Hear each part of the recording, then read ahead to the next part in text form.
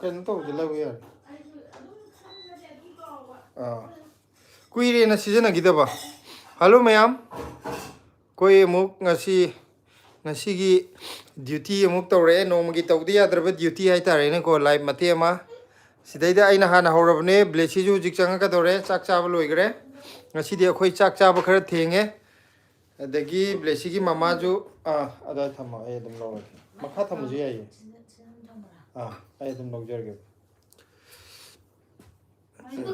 Hai thong ba. Ada tu water bag lagi ni. Lay sih lay. Maya music Blessy lah kadore Blessy. Rishi Sharma hi Blessy, I am back. I have a welcome. Dorina hai dena.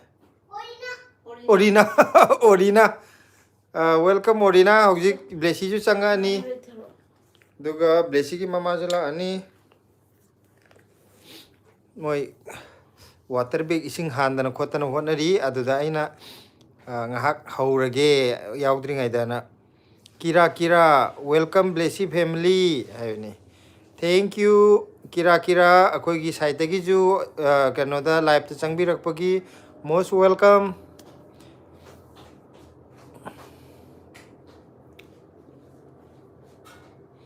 thoi loirabo Blessy ju jigla kadore Mayam kari mathel chabi rage ngasi kano tor na pung mapan tasala kadore aduna mayam chak loi to mani khale akhoi ding asi chak khar thenge ko Nawi yum nam na the factory hai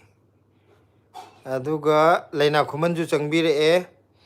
isei saktoi ro sakani hairadi live loina fau yagi natradi hekta tumning la Isai je sakto loire ke no horen loiram dai da live loiram dai da sakto loire khonjen thiba phajaba haiba itaba mayam na bunung sibiradi tum pangsak ta sa loire akoi di phajabagi nate mayam nuai na bune akoi masen wari khara sanaraga mayam ji jo ko akoi comment ibai nata bido wangang baga masen jana bo itari ke am nuai ne isai ga sakpoje dum group oina ga sakminaraga ba picnic ki type ta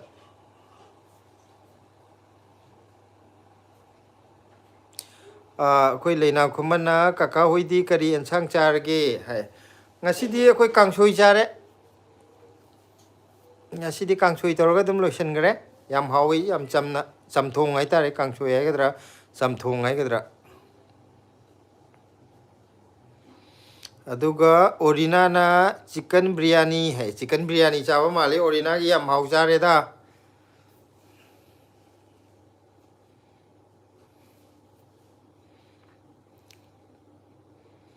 aduga lainana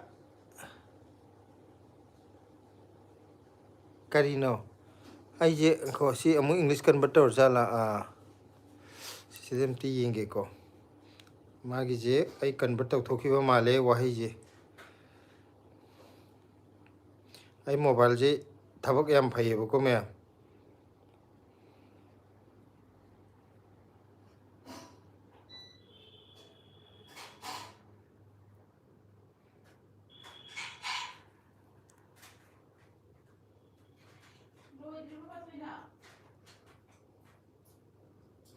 ꯑꯩꯈꯣꯏꯁꯨ ꯀꯥꯡꯁꯣꯏ ꯆꯥꯏ ꯍꯥꯏꯕꯅꯤ ꯂꯩꯅꯥ ꯍꯣꯏꯁꯨ ꯀꯥꯡꯁꯣꯏ ꯆꯥꯔꯦꯌꯦ ꯆꯞ ꯃꯥꯟꯅꯔꯦ ꯑꯗꯣ ꯂꯩꯅꯥꯅ ꯏꯔꯛꯄꯁꯦ ꯑꯩꯒꯤꯁꯦ ꯀꯟꯚꯔꯠ ꯇꯧꯔꯝꯗꯅ ꯏꯆꯣ ꯇꯤ ꯑꯅ ꯊꯥꯔꯛꯑꯦꯕꯀꯣ ꯆꯥꯗꯣ ꯇꯤꯗꯣ ꯑꯗꯣ ꯑꯗꯨꯅꯦ ꯑꯩꯁꯦ ꯑꯃꯨꯛꯀ ꯍꯧꯖꯤꯛꯄꯨꯗꯤ ꯁꯦꯝꯗꯣꯛꯈ꯭ꯔꯕꯅꯦ ꯁꯤ ꯐꯨꯗ ꯇꯤ ꯅꯠꯇꯦ ꯇꯤꯅ ꯍꯥꯟꯅ ꯍꯧꯕ ꯌꯥꯗꯦ ꯁꯤ ꯐꯣꯔ ꯀꯞ ꯑꯆꯥ ꯁꯤ ꯐꯣꯔ ꯀꯞ ꯑꯣꯀꯦ ꯆꯥ ꯍꯥꯞꯅꯕꯗꯨ ꯃꯥꯅ ꯁꯤ ꯐꯣꯔ ꯀꯞ ꯍꯥꯏꯌꯣ ꯑꯗꯨꯒ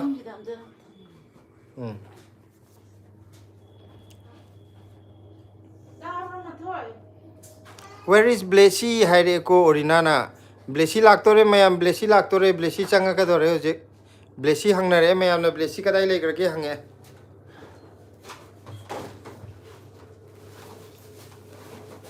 aduga Nawi yumnam na Delhi do Manipur onthokpado yam nungai iyamba akoi di Manipur je kano tawrabane phajana onthokpai bo mayam nadi kari hainaram doino khangde Delhi da leiraga ju pangnei da lena ado ꯑꯩꯈꯣꯏꯗꯤ ꯁꯤꯅ ꯅꯨꯡꯉꯥꯏꯌꯦꯅ ꯂꯣꯏ ꯑꯣꯟꯊꯣꯛꯑꯦ ꯑꯩꯈꯣꯏꯒꯤ ꯌꯨꯝꯁꯤꯗ ꯗꯦꯜꯂꯤꯅꯦꯅ ꯃꯆꯦꯠ ꯑꯝꯇ ꯃꯥꯜꯂꯝꯃꯔꯣꯏ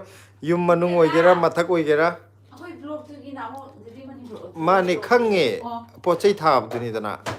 ꯑꯗꯨꯅ ꯑꯗꯨꯅꯦ ꯑꯩꯅ ꯃꯊꯪ ꯃꯊꯪ ꯍꯥꯏꯔꯛꯏꯁꯦ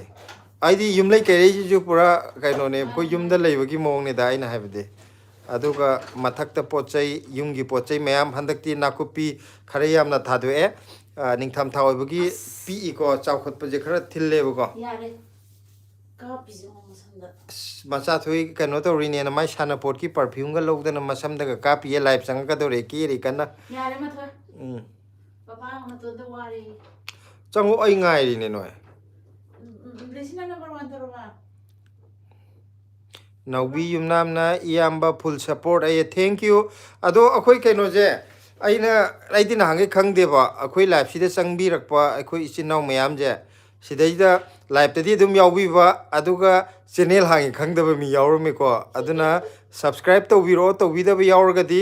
ꯑꯩꯈꯣꯏꯒꯤ ꯂꯥꯏꯐꯁꯤ ꯌꯦꯡꯕꯤꯔꯤꯕ ꯃꯌꯥꯝ ꯕ꯭ꯂꯦꯁꯤ ꯅꯣꯡꯑꯅ ꯊꯥꯔꯤꯕꯗꯨꯗ ꯁꯕꯁꯀ꯭ꯔꯥꯏꯞ ꯇꯧꯁꯟꯕꯤꯔꯛꯑꯣ ꯑꯗꯨ ꯃꯌꯥꯝ ꯍꯥꯏꯗꯤ ꯂꯥꯏꯐꯇꯗꯤ ꯑꯗꯨꯝ ꯆꯪꯕ ꯑꯗꯨꯒ ꯀꯩꯅꯣꯗꯤ ꯕ꯭ꯂꯣꯛ ꯍꯥꯡꯉꯦꯅ ꯈꯪꯗꯕ ꯌꯥꯎꯋꯦꯕꯀꯣ ꯑꯗꯨꯅ ꯀꯩꯅꯣꯅ ꯑꯩꯈꯣꯏꯒꯤ ꯂꯥꯏꯚ ꯆꯪꯕꯤꯔꯤꯕ ꯃꯌꯥꯝꯒꯤ ꯈ꯭ꯋꯥꯏ ꯃꯀꯣꯛꯇ ꯕ꯭ꯂꯦꯁꯤ ꯅꯣꯡꯑꯅ ꯑꯉꯥꯡ ꯐꯣꯇꯣ ꯌꯦꯛꯄ ꯑꯃ ꯌꯥꯎꯔꯝꯒꯅꯤꯀꯣ ꯑꯗꯨꯗ ꯅꯝꯖꯟꯕꯤꯔꯒ ꯀꯩꯅꯣ ꯇꯧꯕꯤꯔꯛꯑꯣ ꯅꯝꯖꯔꯒ ꯑꯩꯒꯤ ꯅꯣꯡ ꯕ꯭ꯂꯦꯁꯤ ꯊꯥꯕ ꯌꯥꯅꯤ ꯅꯣꯡ ꯕ꯭ꯂꯦꯁꯤ ꯂꯥꯛꯑꯅꯤ ꯑꯗꯨꯒ ꯁꯕꯁꯀ꯭ꯔꯥꯏꯞ ꯊꯣꯛꯂꯛꯀꯅꯦꯕ ꯑꯗꯣ ꯂꯥꯏꯚ ꯆꯪꯕꯤꯔꯤꯕ ꯃꯌꯥꯝꯁꯤꯗ ꯀꯔꯤꯒꯨꯝꯕ ꯑꯩꯈꯣꯏꯒꯤ ꯆꯦꯅꯦꯜꯕꯨ ꯁꯕꯁꯀ꯭ꯔꯥꯏꯞ ꯇꯧꯕꯤꯗꯕ ꯌꯥꯎꯔꯒꯗꯤ ꯑꯩꯈꯣꯏꯒꯤ ꯃꯣꯕꯥꯏꯜꯒꯤ ꯃꯊꯛꯁꯤꯗ ꯑꯉꯥꯡ ꯃꯆꯥ ꯑꯃ ꯌꯦꯛꯑꯒ ꯕ꯭ꯂꯦꯁꯤ ꯅꯣꯡꯑꯅ ꯊꯥꯕꯗꯣ ꯑꯗꯨꯗ ꯀ꯭ꯂꯤꯛ ꯇꯧꯕꯤꯔꯒ ꯁꯕꯁꯀ꯭ꯔꯥꯏꯞ ꯇꯧꯕꯤꯔꯣ ꯃꯌꯥꯝ ꯑꯩꯁꯨ ꯅꯍꯥꯟ ꯈꯪꯗꯦꯕ ꯍꯥꯏꯗꯤ ꯂꯥꯏꯚ ꯆꯪꯉꯛꯏꯁꯦ ꯑꯩꯗꯤ ꯑꯌꯥꯝꯕꯅ ꯑꯩꯈꯣꯏ ꯆꯦꯅꯦꯜ ꯈꯪꯕ ꯃꯤ ꯉꯥꯛꯇꯅꯦ ꯈꯜꯂꯨꯕ ꯑꯗꯨꯒ ꯂꯥꯏꯚꯇꯗꯤ ꯑꯗꯨꯝ ꯌꯥꯎꯕ ꯑꯩꯈꯣꯏ ꯆꯦꯅꯦꯜ ꯍꯥꯡꯉꯤ ꯈꯪꯗꯦ ꯍꯥꯏꯕ ꯃꯤ ꯌꯥꯎꯔꯛꯑꯦꯕ ꯑꯗꯨꯗ ꯑꯩꯗꯤ ꯉꯛꯈ꯭ꯔꯕꯅꯦ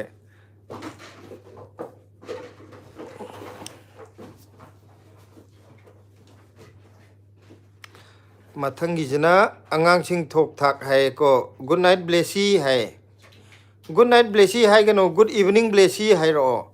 ꯍꯥꯏꯗꯤ ꯒꯨꯗ ꯅꯥꯏꯠ ꯍꯥꯏꯔꯗꯤ ꯍꯣꯔꯦꯟ ꯂꯣꯏꯔꯛꯄꯗ ꯍꯥꯏꯒꯗꯧꯕ ꯍꯧꯔꯛꯄꯅꯤꯅ ꯒꯨꯗ ꯏꯚꯤꯅꯤꯡ ꯕ꯭ꯂꯦꯁꯤ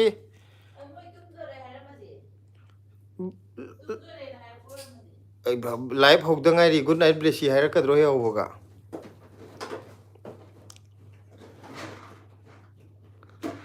ꯑꯗꯨꯒ ꯑꯣꯔꯤꯅꯥꯅ ꯕ꯭ꯂꯦꯁ ꯌꯨ ꯀꯦꯟ ꯕꯦꯛ ꯏꯟ ꯃꯅꯤꯄꯨꯔ ꯗꯦꯟ ꯀꯝ ꯏꯟ ꯃꯥꯏ ꯍꯥꯎꯁ ꯍꯥꯏꯁꯦ ꯑꯩ ꯂꯥꯛꯀꯗꯣꯏꯅꯦ ꯑꯣꯔꯤꯅꯥ ꯍꯣꯏꯗꯁꯨ ꯕ꯭ꯂꯦꯁꯤꯗ ꯀꯣꯏꯔꯛꯀꯅꯤ ꯑꯩꯈꯣꯏ ꯂꯩꯅꯥ ꯈꯨꯃꯟꯒꯤ ꯀꯀꯥ ꯅꯣꯏ ꯃꯅꯤꯄꯨꯔꯗ ꯀꯔꯝ ꯀꯥꯟꯗ ꯊꯣꯛꯂꯛꯇꯣꯏꯅꯣ ꯊꯣꯛꯂꯛꯑꯗꯤ ꯊꯦꯡꯅꯁꯤ ꯑꯃꯨꯛꯇ ꯍꯥꯏ ꯊꯦꯡꯅꯁꯦ ꯑꯩꯈꯣꯏ ꯊꯣꯛꯂꯛꯑꯝꯗꯥꯏꯗ ꯑꯗꯨꯝ ꯀꯩꯅꯣꯗ ꯆꯦꯅꯦꯜꯗ ꯑꯞꯗꯦꯠ ꯇꯧꯔꯛꯀꯅꯤ ꯑꯩꯈꯣꯏ ꯌꯨꯝꯗ ꯂꯥꯛꯄꯒꯤ ꯈꯣꯠꯄꯒꯤ ꯈꯣꯠꯀꯗꯣꯔꯦꯅ ꯑꯗꯨꯗ ꯊꯦꯡꯅꯁꯦ ꯂꯩꯅꯥ ꯈꯨꯃꯟꯁꯦ ꯀꯥꯏꯗꯒꯤꯅꯣ ꯃꯃꯥꯡꯗ ꯍꯥꯏꯈ꯭ꯔꯕ ꯑꯩꯗꯤ ꯌꯥꯝ ꯀꯥꯎꯒꯜꯂꯦꯕꯀꯣ ꯃꯌꯥꯝ ꯃꯃꯥꯡꯗ ꯑꯗꯨꯅꯤ ꯂꯝ ꯑꯗꯨꯗꯣ ꯍꯥꯏꯕ ꯁꯤꯂꯥꯗꯤ ꯈꯔ ꯅꯤꯡꯁꯤꯡꯉꯦ ꯑꯩꯗꯤ ꯌꯥꯝ ꯀꯥꯎꯒꯜꯂꯦ ꯑꯗꯣ ꯀꯩꯒꯨꯝꯕ ꯍꯥꯟꯅ ꯍꯥꯏꯈꯤꯕ ꯑꯣꯏꯔꯒꯗꯤ ꯋꯥꯔꯧꯕ ꯌꯥꯗꯦ ꯀꯩ ꯂꯝꯗꯒꯤꯅꯣ ꯑꯝꯇ ꯍꯥꯏꯕꯤꯔꯛꯑꯣ ꯁꯨꯃꯤꯂꯥ ꯌꯥꯡꯒꯣꯏꯖꯝ ꯍꯥꯏꯕ ꯑꯣꯏꯔ ꯃꯥꯅꯦꯀꯣ ꯍꯦꯜꯂꯣ ꯍꯥꯏꯔꯦ ꯍꯦꯜꯂꯣ ꯁꯨꯃꯤꯂꯥ ꯔꯥꯖꯨ ꯁꯔꯃꯁꯨ ꯆꯪꯉꯛꯑꯦ my cute blessing love you ꯍꯥꯏꯕꯅꯤ ꯊꯦꯡꯛ ꯌꯨ ꯔꯥꯖꯨ ꯁꯔꯃ ꯕꯦꯝꯕꯦꯝ ꯑꯊꯣꯛꯄꯝꯅ ꯕ꯭ꯂꯦꯁꯤꯗꯤ ꯍꯥꯏ ꯕ꯭ꯂꯦꯁꯤ ꯍꯧꯖꯤꯛ ꯆꯪꯉꯛꯀꯗꯣꯔꯦ ꯃꯥ ꯂꯥꯏꯚ ꯌꯥꯎꯗꯣꯔꯤꯑꯅ ꯌꯥꯝ ꯀꯦꯔꯤꯕ ꯃꯥꯏ ꯁꯥꯟꯅꯄꯣꯠꯀꯤ ꯃꯌꯥꯝ ꯄꯨꯊꯣꯛꯑꯒ ꯀꯦꯗꯅ ꯈꯣꯠꯇꯅ ꯄꯔꯐ꯭ꯌꯨꯝ ꯆꯥꯏꯔꯤꯅꯤꯒ ꯌꯥꯝ ꯇꯧꯔꯤ ꯃꯌꯥꯝ ꯆꯪꯉꯛꯑꯅꯤ ꯊꯣꯛꯂꯛꯑꯒꯦ ꯍꯥꯏꯔꯤ ꯑꯩꯈꯣꯏꯒꯤ ꯂꯤꯂꯥ ꯍꯧꯔꯝꯗꯥꯏꯗ ꯂꯤꯂꯥ ꯅꯨꯄꯤ ꯁꯥꯕꯤꯅ ꯀꯣꯟꯅ ꯀꯦꯔ ꯊꯣꯛꯂꯛꯄꯗꯣ ꯑꯗꯨꯒꯤ ꯃꯑꯣꯡꯅꯦ ꯃꯥꯅ ꯇꯧꯗꯣꯏꯁꯦ ꯍꯧꯖꯤꯛ ꯃꯥ ꯊꯣꯛꯂꯛꯑꯒꯦ ꯍꯥꯏꯔꯤ ꯌꯥꯝ ꯗꯤꯃꯥꯟ ꯂꯩꯍꯜꯂꯤ ꯕ꯭ꯂꯦꯁꯤꯁꯦ ꯍꯜꯂꯣ ꯑꯩꯈꯣꯏ ꯉꯁꯤ ꯀꯥꯡꯁꯣꯏ ꯆꯥꯏꯌꯦ ꯕ꯭ꯂꯦꯁꯤꯁꯨ ꯆꯪꯕꯤꯔꯛꯑꯣ ꯃꯌꯥꯝ ꯉꯥꯏ ꯂꯩꯔꯦ ꯑꯗꯨꯒ ꯑꯩ ꯂꯥꯛꯑꯒꯦ ꯆꯨꯝꯅ ꯀꯣꯏꯔꯒ ꯐꯔꯒꯦ ꯌꯥꯕꯣ ꯄꯄꯥ ꯑꯣ ꯂꯩꯅꯥ ꯈꯨꯃꯟꯅ ꯎꯔꯤꯄꯣꯛꯇꯩꯅꯦ ꯍꯥꯏꯕ ꯁꯤꯂꯥ ꯄꯄꯥ ꯌꯥꯕꯣ ꯑꯩ ꯊꯣꯛꯂꯛꯑꯒꯦ ꯑꯗꯨꯒ ꯎꯔꯤꯄꯣꯛꯇꯤ ꯎꯅꯕꯗꯁꯨ ꯂꯥꯏꯔꯅꯤ ꯑꯩꯈꯣꯏꯔꯣꯝꯒꯤ ꯂꯝꯕꯤ ꯄꯔꯦꯡ ꯊꯣꯛꯂꯛꯑꯅꯤ ꯍꯥꯏꯗꯤ ꯑꯩꯈꯣꯏꯅ ꯕꯖꯥꯔ ꯂꯥꯛꯄꯗ ꯑꯗꯨꯝ ꯂꯝꯕꯤꯗ ꯂꯩꯔꯕꯅꯤꯅ ꯍꯥꯎ ꯑꯩꯁꯦ ꯊꯣꯛꯂꯛꯑꯒꯦ ꯅꯄꯥꯟꯗ ꯀꯩꯅꯣ ꯑꯩ ꯊꯣꯛꯂꯛꯑꯒꯦ ꯄꯄꯥ ꯊꯣꯏꯊꯣꯏꯅ ꯑꯗꯨꯝ ꯈꯗ꯭ꯔꯛ ꯇꯧ ꯂꯩꯔꯣ ꯌꯥꯔꯦ ꯊꯣꯛꯂꯛꯇ꯭ꯔꯁꯨ ꯌꯥꯔꯦ ꯄꯄꯥ ꯑꯩ ꯊꯣꯛꯂꯛꯑꯒꯦꯀꯣ ꯊꯣꯛꯂꯛꯑꯅꯨ ꯑꯗꯨꯋꯥꯏ ꯑꯗꯨꯝ ꯂꯩꯔꯣ ꯊꯣꯛꯂꯛꯑꯣ ꯍꯥꯏꯔꯒ ꯃꯥ ꯁꯨꯝ ꯀꯤ ꯂꯩ ꯊꯣꯛꯂꯒꯦ ꯙꯞ ꯇꯧꯔꯒ ꯊꯣꯛꯂꯛꯑꯅꯨ ꯑꯗꯨ ꯑꯗꯨꯝ ꯂꯩꯔꯣ ꯍꯥꯎ ꯊꯣꯛꯂꯛ ꯂꯥꯛꯑꯣ ꯁꯤ ꯂꯥꯛꯑꯣ ꯅꯥꯎꯕꯤ ꯌꯨꯝꯅꯥꯝꯅ ꯌꯥꯏꯐꯃꯤꯟꯅꯔꯁꯤ ꯏꯌꯥꯝꯕ ꯍꯥꯏ ꯌꯥꯏꯐꯃꯤꯟꯅꯔꯁꯦ ꯑꯗꯨꯒ ꯂꯩꯅꯥꯅ ꯍꯣꯏ ꯂꯝꯕꯤ ꯊꯣꯛꯑꯦ ꯃꯥꯅꯦ ꯑꯩꯈꯣꯏꯔꯣꯝꯒꯤ ꯂꯝꯕꯤ ꯕꯖꯥꯔ ꯂꯥꯛꯄꯒꯤ ꯂꯝꯕꯤ ꯑꯣꯏꯔꯦꯀꯣ ꯃꯇꯣꯟꯗ ꯑꯗꯨꯒ ꯕꯦꯝꯕꯦꯝꯅ ꯆꯥꯛ ꯆꯥꯔꯕꯣ ꯍꯥꯏꯔꯣ ꯆꯥꯛ ꯆꯥꯔꯦ ꯆꯥꯛ ꯍꯦꯛꯇꯣꯛꯄꯒꯅꯤ ꯉꯁꯤꯗꯤ ꯆꯥꯛ ꯊꯦꯡꯉꯦ ꯑꯩꯈꯣꯏꯒꯤ ꯊꯦꯡꯉꯦꯗꯤ ꯑꯩ ꯊꯕꯛ ꯀꯩꯅꯣ ꯇꯧꯕꯒꯤ ꯊꯕꯛ ꯑꯃ चꯠꯊꯣꯛꯄꯒꯤ ꯊꯦꯡꯉꯦꯕ ꯍꯜꯂꯛꯄꯗ ꯑꯗꯨꯒꯤ ꯆꯥꯛ ꯍꯦꯛꯇꯣꯛꯄꯒꯅꯤ ꯂꯥꯏꯚ ꯇꯧꯔꯛꯏꯁꯦ ꯁꯣꯝꯗ ꯂꯥꯛꯑꯣ ꯁꯣꯝꯗ ꯀꯥꯈꯠꯂꯣ ꯃꯌꯥꯝ ꯕ꯭ꯂꯦꯁꯤ ꯆꯪꯉꯛꯑꯦ ꯍꯧꯖꯤꯛ ꯃꯌꯥꯝ ꯈꯨꯕꯥ ꯑꯝꯇ ꯈꯨꯕꯤꯌꯨ ꯕ꯭ꯂꯦꯁꯤ ꯆꯪꯉꯦ ꯃꯥ ꯍꯦꯔꯣꯏꯟ ꯁꯥꯔ ꯀꯦ ꯂꯩꯔꯨꯔꯤꯅꯦ Hello ma'am, I like it. hello ma'am, I get thole kon. इचे संगीताना से नेने संगीताना ब्लेसी का मामा का दिए ब्लेसी दी उजिक थोले मामा जो लाका तोरे सिदैदा टेंग टेंग म्यूजिकल होइना ना थोले के बजे हम क्लिपिंग तो बा मैं तू क्लिप तोरे तू ब्लेसी लाक पइने ब्लेसी लाक पइ क्लिप तोरे Sangitara. चे संगीता जो चंगे तू सिदा संगीता की शॉप संगीता अदगी लेना खुमना तू ब्लेसी लाक पइ खुबा खुरे अदु ओरिना ना जो खुबा खुरे तू क्लिपिंग ब्लेसी लाक पइ thank you Chicken jang thank you sarage. very much Nungai ribo. बेम्बेम अथोपमना सोइखिबने चारबो हाइबने अदुम खंगे आइना ज्ञान तारे अदुगिने आइना हाइ अदुम हाइरे इदो हाइदि चाबो खोप थेंगेना हाइदि नम्बजे यादबने अदुम सोइबने ai si khara kaino tawramina akoi hum suramina khitang thaptokna thamaga ai sidagi un para Chinum jalo. Ban karo. Shida to yakulai shida sunscreen to easy Yar passing ya. mama sunscreen to bane laga si kananom ju sange tu khwa ko Kananom je kore. pakhegi pukhe kaka ju sange kaka pakhegi pukhe kaka ngakoko mathaki da bembem athopamna soikhibane asi pare ko ha papa pakhegi pukhe paade para ka duni mathang mathang to sida laina khumana hai pakhegi pukhe kaure nangna kale kandri lakhini haba Papa na ngangi do. ado sidaida kainona hai je laina khumana phajaye kebe yam haiye blesi je haire thank you Karai dino live oh. Phone je iman man ha bu. mama Oksana biya di kong siri khazana. aduga kira na phajare blesi yana lapsu pisale phajare haire clipping je adagi wakhal gi pukai ka kan clipping toksale ka ye ma sonde yango aduga sonda lakti kaina kainona sese orina na welcome blesi haire kegi nang changpagi thank you haigro thank you god aduga nene sangita na iche narmada na hangam he usi hairi ne la uro hai lakpa yaroi khadrak madrak dab tawra dum lai nong ta ju lakte la uro ta Ai kana ma ge hangang he pula oh handak ti pot yon jan gani. Na hangai ai si am ta hai di dana. Pot yam leire yon doi ne. ate lakani di kuiram ne khoi gi Karam gandai no mai lakhni hai. kainom lai dana boxing sanar mai oi lei haga tok ta de long na ta gi da du bibam da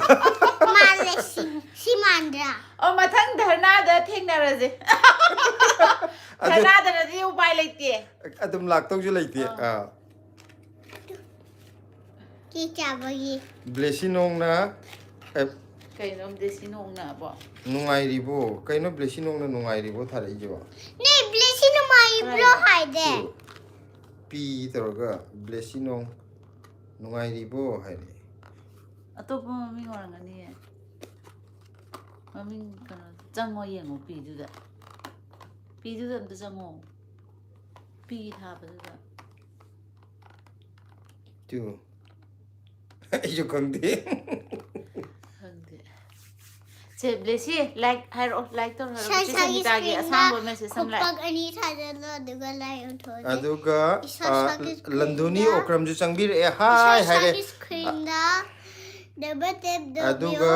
Aduga Renchan Khangembamna subscriber Naubi haire Naubi na subscriber tobro Aduga Iche Sangitana Nungairiye sila chak chara hele hai Kaigino chak thongbinaba leitrabo akhoida kok lakni dana chak thongnabo moi makhut motni na thongdabo oirmani hoi thongge la akhoida chak sila nong ta chak chara am ta su chaminaba yari poni koi lai re lakni dana kano Nangi umda apta chak like dali akhoi umda lao Nene hayo Nene akhoi umda lao Nangi umda chalanu Blessy di mi lakko yam pame Ai pame pame ai je Ayu ko papa ta hido kan main challe kongang se Aduga se se lo ani Bembem athokpam na wow Blessy haire ko Nene Sangitana se Blessy gi mama se aina sila kawi hai aduga iche Narmadana Susila kawi hai Ibani phuna dore aseng bam ta hairo ai ming je Susila kawe ise Narmadana khangi dina ne ai gi Facebook ke account da ai gi real la se ming do Ateda iche animak loi chume bako Susila haiduna mai certificate maming ne ba ado certificate khakta da leibne ba ado mayamgi ming dadi sila ne ba ado iche ju chume ba chume chume YouTube ta di ado Susila haibda kanam khangoi ado di certificate ire lai jaw ne kanam khang na te sila jina aina ko bo ming ne magonda aduna sila du ne chuma ka doini ko Rishi Sharma na Blessy you are very cute Rishi Sharma je orina ko Oina chichi orina theory na chak Blessy you are very cute I love you bless you say I love you too I love you too hairo ye I love you too theory na chak char bhang chichi orina ke hinjang chage Punima sina Blessy nong da haibne na bani sune na noksel e Blessy nong da idea akoi channel da kai no toroga tek toro irakudo koi di khangja de ko Sire da no ai isian lake ai la o koi de chak chara am ta jamin na je nga so hom le poro akoi ka je suai na mingon da nong dai da nek ji sang kita da de ai nga so hom le poro e pok te ar aduga kisan hijamna chak charabo hai chak chare kangsoi jai ngasi di kobi kangsoi kaino na iche sangita na o haire mingdui matang do mani Renchan Khangembam na yam nungsina ye hai akoi family loina makni ko akoi gi YouTube family mayam go june nungsina je akoi masen khakta na te aduga orina na I eat chicken biryani Blessy hai orina se ahau banga ta sai ngarang su sa bra chicken kanom tau gi da ado kisan hijam kisan na hauram do male haire ko hawe samthong aduga Gilbert Laisang Themna ID Hojik ta udangairi noigi live thaba se hai ado sigi marak sida kainom ta ka haijauge ko akhoi gi live changai ba kainom sida nungsiraba mayam haitare ne ko live sida yawi re je live ti dum changbiraga channel subscribe tarom da yawe blog hange hai bo khangam da yawe ko aduduna akhoi gi mobile gi mathak sida khoi live toriba mathak sida angangi photo miyaga Blessy nong na thabado aduda kaino tawraga nambiraga namjan biyo ko aduga akhoi gi subscribe tokshan biramo aidi mayam de dum wari wata di sana ba aduga akhoi channel hangi khangdi hairak mi yawe ba se je sangita gi message sama kale am ta ba biro oi sidai je oi ne punima sina adu pai du de aina mana kari gino Blessy nong do tek to ne habdo ma ama kan gari amuk su tawre Blessy nong tek to do shikai chai no cơm hình isi gi ama kan gar boy na hang de ba message ira ku da ne ne Papa cơm hình chai no si do no ko da ju pagi punima sina Blessy har ju pagi chai no Blessy gi ma ha Papa cái hình chai hai ne hai hay cơm hình no sorpon hả nung chiri chak chara hele si ju pagi da isi gi karam bo lo ge na chak cái jang isi Narmada gi ju pai ai loi pagi ya che loi pa gari ka kana ai loi pagi ne thuna khara peng ngang ba da aina tahou da wor min Oh thu jam oh gi oh oh dugi makado hay Oh. oh oh oh ji garai nom te sa di yaugi ban yaw gi bani ado ai ka no parak tri ba pot oi dera du di yaw gi bani hai ba do ai di am ka oh dugi yawe oh dugi makada kaino yamna nungsine ye habasine sidi ranchen khangem bamne irak pone orena na chicken biryani haire aduga hijam kisan na horam do male habji ma pagre gilbert ki jo pagre haujik te thengna bda ngai ri haije bijuman bi blessino ngana haije bijumali je kana no khoi thoi thoira aduga akhilesh su change hi I am coming your live have ne thank you channel subscribe to biram ko maya ichi sangita gi je aigi message amma kan khre amta pawo yauk de dai che ai hujik loi yenge yauk de oh dugi makada sigi message ni akhoi gi je thok te ba aduga orina na si I eat chicken always hai mai oh ma ji akoi Christina gumra akhilesh na kaka ngasi kaino ma ha ga loi gidre tawraji tara like drabok dong se abam ju yori ID kuire tawba full support hai kisan hijamna thank you haidi hana subscribe to wibagai dudi kem kaidre ko live ti changbiraga haidi sumno wari saraga khangdab ju yawe ba adu dugi ne ina haijarje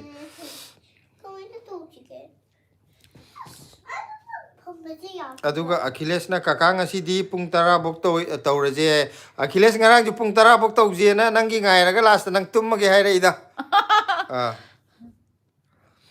aduga renchan khangem bamna kari mathel charage KMC ne soi jare ngasidi haujikan ne khoi KMC gi ibje khange han di khangdi kari ai no na aduga ise sangitna odugi makhada hai odugi makhada amte yaudi amui ra gya bakram hai chandi singh hello hai ko hello ise sangitana amuka irakhi ge hai ko oh ise amuk nai rage sania kumar hai ne please hindi hero bobo sukham hai hai ko aduga nene sangitana ise narmada su aigi inakta leiri naikhoida chachena chong leire soida adum chongminnaro chonga adum adai adum chong leire yodi nong ta yorakte ise narmada budi ani ra hum lak sore lakpa noina lakpa yam talaga khoi oin la oro nade noina lake hai nga hangam nu mai loijagra pot ke ana taran ke ana loi gri myam ja adu budi si mayang thela de leira hap ni da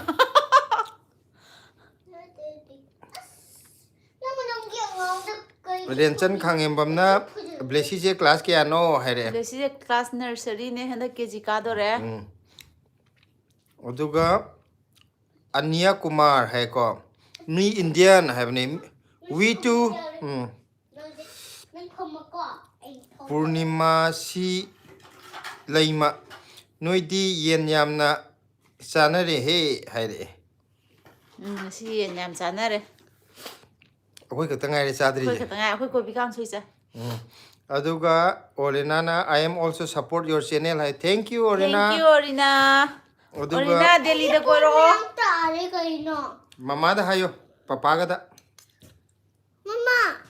desi ai chau dore ai ki por me am tare fizu ki makhada hore lo da bai ta halena masam da para kano mi me am ni gengim ni ko aduga kisan hijamna kaka hoigi ming haibado sorry ming haibi yo haiba aigi ming na kaka aina sila mana sila aduga thoi gi na blessy khoi hom khatani mane akoi family gi di akoi hum khatane kaka ne sila ne blessy ne aduga akhilesh na ngasi aseng bai tawraje pung tara bo akhilesh na tummoi ha di tawthara loire aduga kaino na nene sangita na yaye haire es akoi gi khumal cha ju welcome khuman cha changbi re khuman cha gi comment am ta par ke ko mama attention piece hanjin silana kaka kauri sibu pangko kawi haibagi kawba maliko nong matang di thoi mapa kawba yaina mama ꯇꯥꯗ ꯇꯥꯏꯖꯦ ꯈꯨꯟ ꯉꯝꯃꯔꯣꯏ ꯑꯩ ꯀꯥꯡ ꯃꯈꯥ ꯅꯨꯡꯗꯥꯡꯗ ꯀꯥꯡ ꯃꯈꯥ ꯆꯪꯕ ꯌꯥꯗꯦ ꯍꯌꯦꯡ ꯈꯨꯜꯂꯁꯦ ꯑꯌꯨꯛꯇ ꯃꯣꯔꯅꯤꯡꯗ ꯁꯤꯗ ꯐꯝꯖꯜꯂꯛꯀꯅꯣ ꯅꯨꯡꯗꯥꯡꯗꯅꯦ ꯕ꯭ꯂꯦꯁꯤ ꯀꯥꯡ ꯃꯃꯥ ꯃꯈꯥꯗ ꯇꯥꯕ꯭ꯔꯥ ꯂꯥꯏ ꯂꯩ ꯍꯥꯎ ꯑꯣ ꯍꯧꯔꯕꯅꯦ ꯕ꯭ꯂꯦꯁꯤꯒꯤ ꯃꯄꯥ ꯀꯧꯅ ꯑꯗꯨꯗꯣ ꯈꯔ ꯑꯩ ꯀꯩꯅꯣ ꯇꯧ ꯑꯩꯅ ꯕ꯭ꯂꯦꯁꯤ ꯃꯃꯥ ꯕ꯭ꯂꯦꯁꯤ ꯃꯄꯥ ꯑꯗꯨꯃꯥꯏꯅ ꯀꯧꯅꯧ ꯍꯥꯏꯔꯣ ꯌꯥꯝ ꯅꯣꯛꯅꯤꯡꯗꯧ ꯃꯥꯜꯂꯦ ꯀꯀꯥ ꯀꯧꯕꯁꯤ ꯌꯥꯝ ꯋꯥꯅ ꯀꯧꯈ꯭ꯔꯖꯥꯠꯅꯦ ꯑꯗꯨꯗꯨꯅ ꯃꯁꯤꯒꯤ ꯃꯤꯡꯊꯣꯟꯁꯦ ꯃꯥꯡꯍꯟꯕ ꯌꯥꯗꯦ ꯇꯔꯥꯏꯅ ꯑꯁ ꯀꯀꯥ ꯀꯧꯅꯕ ꯍꯣꯠꯅꯕꯗ ꯑꯩ ꯍꯥꯎꯕ꯭ꯔꯥ ꯊꯨꯝꯗ꯭ꯔꯥ ꯑꯗꯨꯒ ꯊꯨꯝꯁꯨ ꯊꯨꯝꯃꯤ ꯁꯤꯟꯁꯨ ꯁꯤꯜꯂꯤ ꯀꯩꯅꯣꯅ ꯀꯤꯆꯟ ꯍꯤꯖꯝꯅ ꯍꯥꯏꯔꯛꯑꯦꯀꯣ ꯑꯗꯨꯒ ꯅꯦꯅꯦ ꯁꯪꯒꯤꯇꯥꯅ ꯑꯗꯣ ꯑꯩ ꯉꯥ ꯂꯩꯔꯒ ꯂꯥꯛꯑꯒꯦ ꯁꯤꯂꯥꯅ ꯊꯣꯡꯕ ꯆꯥꯅꯤꯡꯉꯦ ꯉꯥꯗꯣ ꯂꯩꯔꯗꯤ ꯀꯦꯖꯤ ꯈꯔ ꯌꯥꯝ ꯇꯥꯕ ꯑꯃ ꯌꯥꯎꯀꯣ ꯃꯆꯥ ꯃꯁꯨꯒ ꯂꯩꯔꯗꯤ ꯌꯥꯔꯣꯏ ꯅꯨꯃꯤꯠ ꯀꯌꯥꯅꯤ ꯆꯪꯒꯅꯣ ꯍꯞꯇꯥ ꯑꯃ ꯆꯥ ꯌꯥꯔꯣꯏ ꯑꯩꯈꯣꯏ ꯀꯀꯥꯁꯦ ꯍꯦꯟꯖꯜꯂꯛꯑꯦ ꯏꯆꯦ ꯁꯪꯒꯤꯇꯥ ꯑꯩ ꯑꯣꯏꯅ ꯏꯀꯥꯏꯔꯛꯇꯣꯔꯦ ꯃꯥꯁꯦ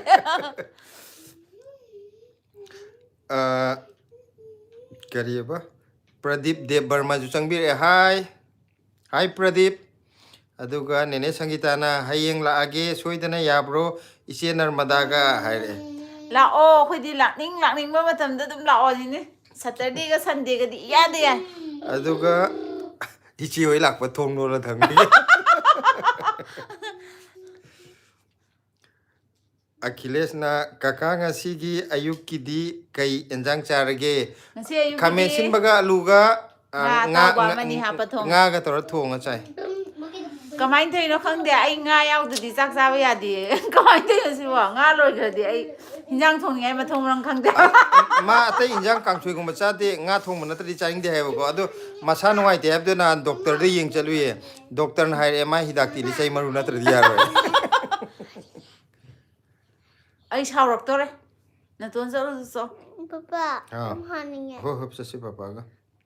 ꯐꯥꯒꯤ ꯇꯧꯔꯤꯅꯦ ꯃꯥ ꯉꯁꯥꯏꯗ ꯇꯧꯗ ꯉꯥꯏꯔꯅꯤ ꯀꯩ ꯍꯥꯏꯅꯣ ꯏꯆꯦ ꯁꯪꯒꯤꯇꯥꯒꯤ ꯏꯆꯟꯅꯨꯄꯥꯔꯣ ꯄꯣꯛ ꯍꯧꯋꯤ ꯍꯥꯏꯕꯅꯤꯀꯣ ꯄꯪꯀꯧ ꯀꯧꯋꯤ ꯍꯥꯏꯕ ꯅꯠꯇꯦ ꯄꯣꯛ ꯍꯧꯋꯤ ꯍꯥꯏꯕ ꯏꯀꯥꯏꯔ ꯃꯥꯜꯂꯦ ꯈꯨꯃꯟ ꯆꯥꯅ ꯏꯔꯤꯗꯣ ꯑꯗꯨꯅꯤꯀꯣ ꯑꯣ ꯍꯥꯏꯕ ꯀꯀꯥ ꯀꯧꯔꯤꯁꯦ ꯄꯄꯥ ꯑꯩꯅ ꯄꯥꯕꯗ ꯁꯣꯏꯔꯝꯒꯅꯤ ꯍꯧꯖꯤꯛꯇ ꯒ꯭ꯌꯥꯟ ꯂꯥꯛꯑꯦ ꯍꯥ ꯁꯦ ꯅꯪ ꯄꯥꯔꯝ ꯑꯩ ꯂꯥꯛ ꯄꯥꯎꯔꯥ ꯁꯦ ꯅꯪ ꯄꯥꯔꯝꯃꯣ ꯅꯪ ꯑꯩ ꯑꯗꯨꯝ ꯋꯥ ꯌꯥꯔꯕ ꯑꯩꯈꯣꯏ ꯕ꯭ꯂꯦꯁꯤꯁꯦ ꯑꯩꯅ ꯉꯁꯥꯏꯗꯩ ꯍꯥꯏꯕꯁꯦ ꯂꯝ ꯍꯦꯜꯂꯦꯕ ꯀꯥꯡ ꯃꯈꯥꯗ ꯌꯦꯡꯕ ꯌꯥꯗꯦ ꯍꯥꯏꯕ ꯅꯨꯡꯗꯥꯡꯗ ꯔꯦꯟꯆꯟ ꯈꯥꯡꯉꯦꯝꯕꯝꯅ ꯑꯩꯁꯨ ꯃꯥꯔꯁꯇꯒꯤ ꯗꯦꯜꯂꯤꯗ ꯂꯥꯛꯇꯣꯏꯅꯦ ꯍꯥꯏ ꯂꯥꯛꯑꯣ ꯗꯦꯜꯂꯤꯗ ꯂꯥꯛꯑꯣ ꯃꯥꯔꯁꯇꯒꯤ ꯃꯥꯔꯁ ꯐꯥꯎꯇꯤ ꯅꯨꯡꯉꯥꯏꯈꯤꯅꯤ ꯃꯦ ꯖꯨꯟ ꯌꯧꯔꯗꯤ ꯄꯣꯁ ꯇꯥꯔꯛꯑꯅꯤ ꯗꯦꯜꯂꯤ ꯂꯥꯛꯄꯒꯤ ꯃꯤ ꯂꯣꯏꯅꯃꯛ ꯕꯣꯏꯂꯔꯗꯧꯅ ꯉꯧꯔꯗꯧꯅꯤ Orinana, we don't have money. Sorry, Kaka. You back from Delhi, then come in house, please. Blessy family hai. Lakaduine. Aduga Tolamuna, Sabbas romance, romance. I do the magic. I do know. Kaino yam how na chai do hai. Hai ni hai tongba. Chorpon kara leiwa. Adu silana tong to me. I hai kara pa me bako. ꯑꯗꯨꯗꯨꯒꯤ ꯍꯩ ꯆꯥꯕꯅꯤ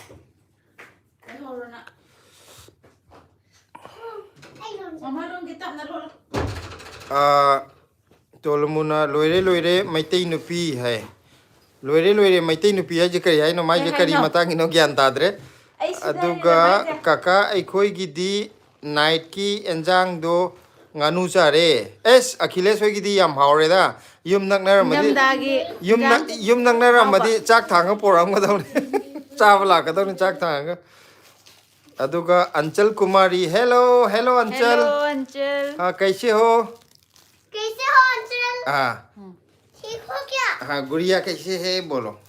गुड़िया कैसे गुड़िया कौन सा काका uncle Vikram की मसानुपी आंगांग हमले गुड़िया हमले इंगदी हाउरी सारी है अतम चाबिया अखिलेश ना अखोई पापा ना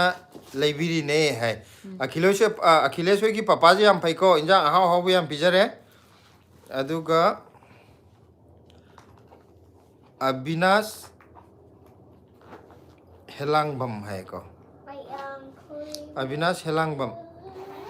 Kaka yumdaga pakna tholakpo ude tholak loidro hai. Yumda ho yam tuina budi tholakpo ude thokti tholakani. Tholakan di mayam loi una duine. Hana pau hairani akoina tholak tringai da. Asi tamu nungairibo nungairiye asi yogi di hauji fajana di kaino tawramani da.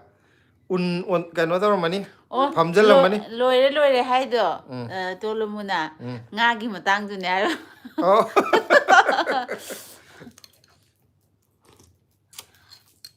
Alisay maru hidak pijaw haibado. Naubo singna hi family hai hi. Aduga beren gi ima gi jula thengnare ngasi su live mayam gi comment reply oina tage ko like su tawkhrabane hai. Thank you ima. अदुगा अंचल कुमारी ना सब ठीक है आप लोग कैसे हो है हम भी ठीक हो बढ़िया है हम भी एक दिन मिलते हैं आमने सामने मिलते हैं आएंगे घूमने के लिए आप लोग भी देखा है आप लोग भी आ जाओ हम भी आएंगे अदुगा नेने संगीता की चाक अचौबा अमा सिनसे नकोइना मणिपुर दा थोरकपदा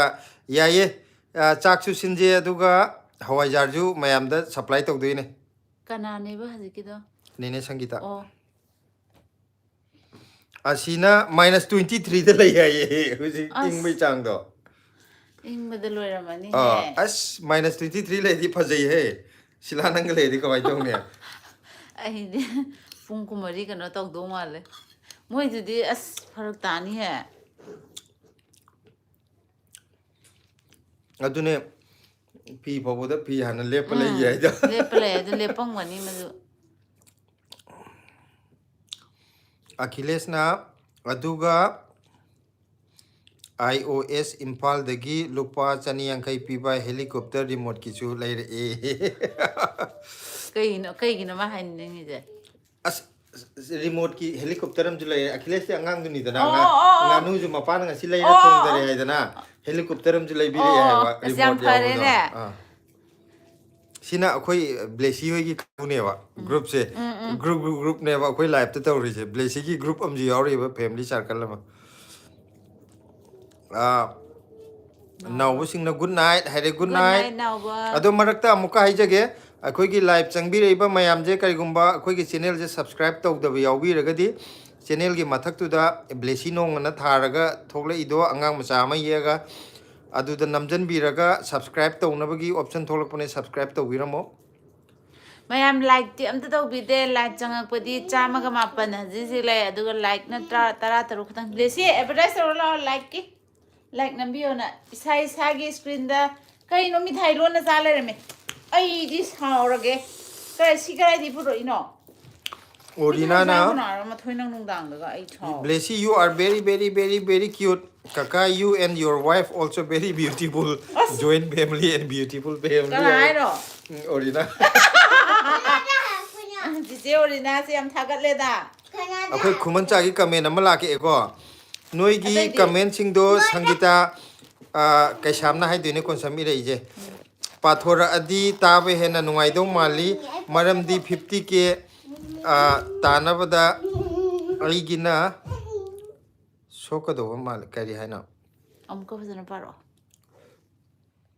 नोई कमेंट सिंग दो संगीता कैसामना पाथोरा अगदी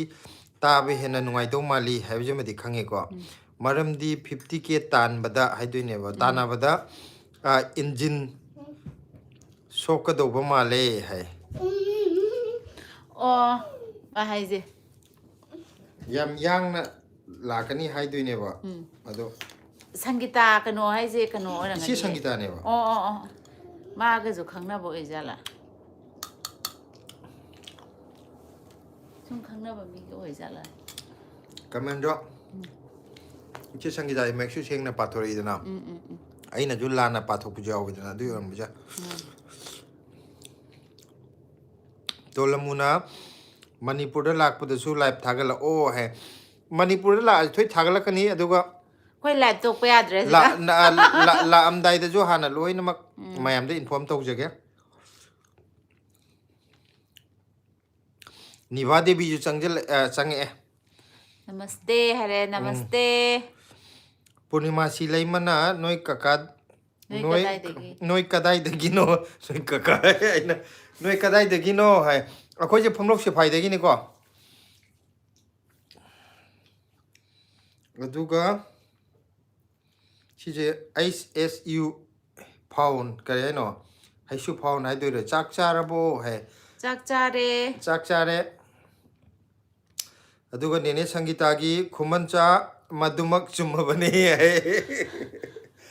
ado Che akoi Sangita de no laga koi comment sing yan ta pathon da dia. aduga ichen kaino na khum comment je ya ma khuman chagi comment pathon ga mai comment jing je loina mai taon Adune. Achilles na Ai mun kaka kaurabo nangje aina kakada aigi channel laikhamba 165 ta subscribe tawbiyo hairaga tawraktre kaigino oh kaino do kariaba ngarang ngarang haibado ai de dum kauthure ko ai huji amta tawsalake se kariaba magi channel maming do sidagi han laikham. laikhamba 165 ko laikhamba ai huji tawge ko Live tawriba sidagi di si loira tawrage sida han tawsalage. Laikhamba 6165. 165. Laikhamba 165 thole laikhamba 66 subscriber sure ko laikhamba gi je ado ai huji subscribe tawsala age adu di subscribe tawra Bell icon du namo. all ado 67 suramani yango aina hujik tawgrabane hana 66 orambado aina hujik tawsangrabane 67 surabe yango Anta kano tawbiyo se mayam da su habiyo. aduga akoi ichanupa haitare ko ichanupa Achilles na thole ije magi channel laikhamba 165 na yaubune ado mayam ju support tawiyo ichaji gi Blessy kaino kaino. Krimto note. Piro. Ai san pije ahaya payam sai hai. ado comment mak patharage ko Kano se le salo. To asida borlin je ta aptai te silam jao. Orinana, your family is very, very, very, very beautiful family. Wow, very cool family. Cool family. Cool hai. Cool family. Aduga Sonia Utam Lashram ju hi changbir enga siju. Hi Sonia. ऐसे कौन कर रहा Asina है tamogi phone number hi ro hai tamogi phone number hi ro. Tamogi phone number kai da we have no Wakal gi pukai ka kaju la aina su tawbi khrabane tamo hai Koi gi wakhal gi pugai na su taw gare ye laikhambagi channel do kaino Purnima ai pagam ude hadi to lechil le ma hai. Himmat Saikhomna tamo pung kaya dagi haubi bano haujikta thengna jai akhoi ngasi di khara thenge pung nipan ga minute nifu adoi di haubune ngasi di cha khara theng to khare thabak chalu bagi ko aduduna khara theng haugi bne mayam nga ha adum tawgi je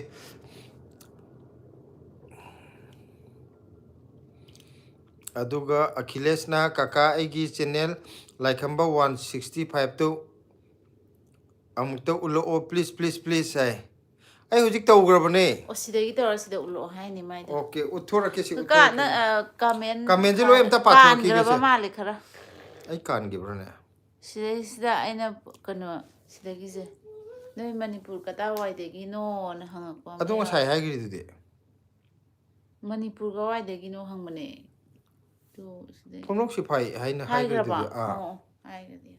Ai ta haudu. Haziki ama laikhambagi do amtagi habiyu se. Like se akoina haira kanda khara ka henga leiram acha acha asina tamogi contact number amta haibiro o hai adu sumaina sigi kaino jida direct haibdi nuai tre ko Facebook ta changaga Susila RK na RK Susila haibra nangi do Susila RK haibra RK Susila RK Susila na account nama yarong gani ko Facebook ki duda ꯍꯥꯏꯗꯤ ꯁꯤꯂꯥꯒꯤꯅꯦꯕ ꯃꯦꯁꯦꯟꯖꯔꯗ ꯊꯥꯕꯤꯔꯛꯑꯣ ꯍꯥꯏꯗꯤ ꯍꯥꯏ hello ꯍꯥꯏꯔꯒ ꯑꯗꯨꯝ ꯄꯨꯒꯤꯗꯨꯅꯦꯅ ꯏꯅꯥꯎꯁꯦ ꯑꯗꯨꯝ ꯊꯥꯕꯤꯔꯛꯑꯣ ꯑꯗꯨꯗ ꯑꯣꯏꯅ ꯅꯝꯕꯔꯗꯣ ꯑꯗꯨꯗ ꯍꯥꯏꯔꯛꯑꯒꯦ ꯑꯩ ꯅꯝꯕꯔ ꯍꯥꯏꯖꯔꯛꯀꯦ ꯁꯨꯃꯥꯏꯅ ꯃꯌꯥꯝꯒꯤꯗ ꯄꯨꯂꯞ ꯍꯥꯏꯕꯗꯤ ꯈꯤꯇꯪ ꯅꯨꯡꯉꯥꯏꯇ꯭ꯔꯦꯀꯣ ꯑꯗꯨꯅ ꯉꯁꯥꯏ ꯃꯦꯁꯦꯟꯖꯔꯒꯤꯗꯨꯗ ꯑꯥꯔ ꯀꯦ ꯁꯨꯁꯤꯂꯥ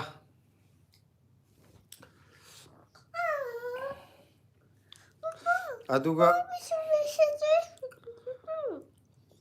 ꯔꯟꯖꯣꯏ ꯂꯥꯏꯁ꯭ꯔꯝꯅ ꯍꯥꯏ ꯀꯀꯥ ꯍꯥꯏꯌꯦ ꯍꯜꯂꯣ ꯔꯟꯖꯣꯏ ꯀꯔꯤ ꯃꯊꯦꯜ ꯆꯥꯔꯒꯦ ꯑꯗꯨꯒ ꯑꯈꯤꯂꯦꯁꯅ ꯎꯠꯂꯛꯑꯣ ꯎꯠꯂꯛꯀꯗꯣꯏꯅꯤ ꯉꯥꯏꯈꯣ ꯀꯃꯦꯟꯁꯦ ꯄꯥꯊꯣꯛꯑꯒ ꯎꯠꯂꯛꯑꯒꯦ ꯅꯦꯅꯦ ꯁꯪꯒꯤꯇꯥꯅ ꯑꯩꯅ ꯏꯆꯦ ꯅꯔꯃꯦꯗꯥꯗꯒꯤ ꯂꯥꯏꯛꯁꯨ ꯇꯧꯈ꯭ꯔꯕꯅꯤꯀꯣ ꯍꯥꯏ ꯊꯦꯡꯛ ꯌꯨ ꯏꯆꯦ ꯑꯗꯨꯒ ꯔꯟꯖꯣꯏꯅ ꯏꯗꯣꯝꯆꯥ ꯆꯥꯛ ꯆꯥꯔꯕꯣ ꯍꯥꯏ ꯆꯥꯔꯦ ꯔꯟꯖꯨꯏꯗꯤ ꯆꯥꯛ ꯆꯥꯔꯕꯣ ꯑꯩꯈꯣꯏꯗꯤ ꯀꯣꯕꯤ ꯐꯨꯜꯗꯣ ꯀꯥꯡꯁꯣꯏ ꯇꯧꯋꯦ ꯕ꯭ꯂꯦꯁꯤ ꯅꯦꯅꯦ ꯁꯣꯅꯤꯌꯥ ꯂꯥꯛꯑꯦ ꯑꯁꯤꯅ ꯇꯥꯃꯣ ꯑꯩ ꯐꯦꯁꯕꯨꯛ ꯄꯥꯏꯗꯦ ꯍꯥꯏꯌꯦ ꯑꯗꯨꯗꯤ ꯀꯃꯥꯏꯅ ꯇꯧꯅꯤ ꯑꯈꯤꯂꯦꯁ ꯂꯩ ꯑꯗꯨꯗꯤ ꯌꯦꯡꯉꯁꯤꯀꯣ ꯃꯑꯣꯡ ꯀꯃꯥꯏꯅ ꯇꯧꯁꯤꯒꯦꯗꯣ ꯑꯝꯇ ꯈꯜꯂꯛꯈꯤꯒꯦ ꯑꯩꯒꯤ ꯁꯝꯁꯦ ꯁꯤꯒꯤ ꯃꯄꯥꯁꯤꯗ ꯀꯛꯇꯣꯔꯕꯅꯦ ꯑꯈꯤꯂꯦꯁꯁꯦ ꯃꯥꯒꯤ ꯀꯩꯅꯣꯁꯦ ꯑꯝꯇ ꯎꯠꯂꯛꯑꯣꯅ ꯀꯟꯅ ꯅꯤꯡꯉꯥꯏ ꯇꯧꯔꯤ ꯑꯝꯇ ꯎꯠꯈꯤꯒꯦꯁꯦ ꯂꯥꯏꯈꯝꯕ 165 ꯇꯨ ꯁꯤꯗ ꯂꯩꯔꯦ ꯑꯈꯤꯂꯦꯁꯀꯤ ꯀꯩꯅꯣꯁꯦ ꯃꯌꯥꯝ ꯈꯨꯠꯁꯦ ꯕ꯭ꯂꯔ ꯆꯠꯂꯦ ꯎꯗꯦ ꯍꯥꯏꯔꯛꯑꯅꯤ ꯑꯩ ꯁꯤ ꯍꯥꯏꯗꯣꯛꯀꯅꯤ ꯇꯧꯅꯤ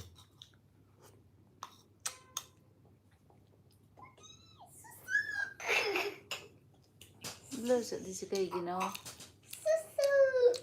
ꯁꯕꯁꯀ꯭ꯔꯥꯏꯕ ꯇꯧꯔꯕꯅꯤ ꯎꯔꯝꯃꯅꯤ ꯆꯥ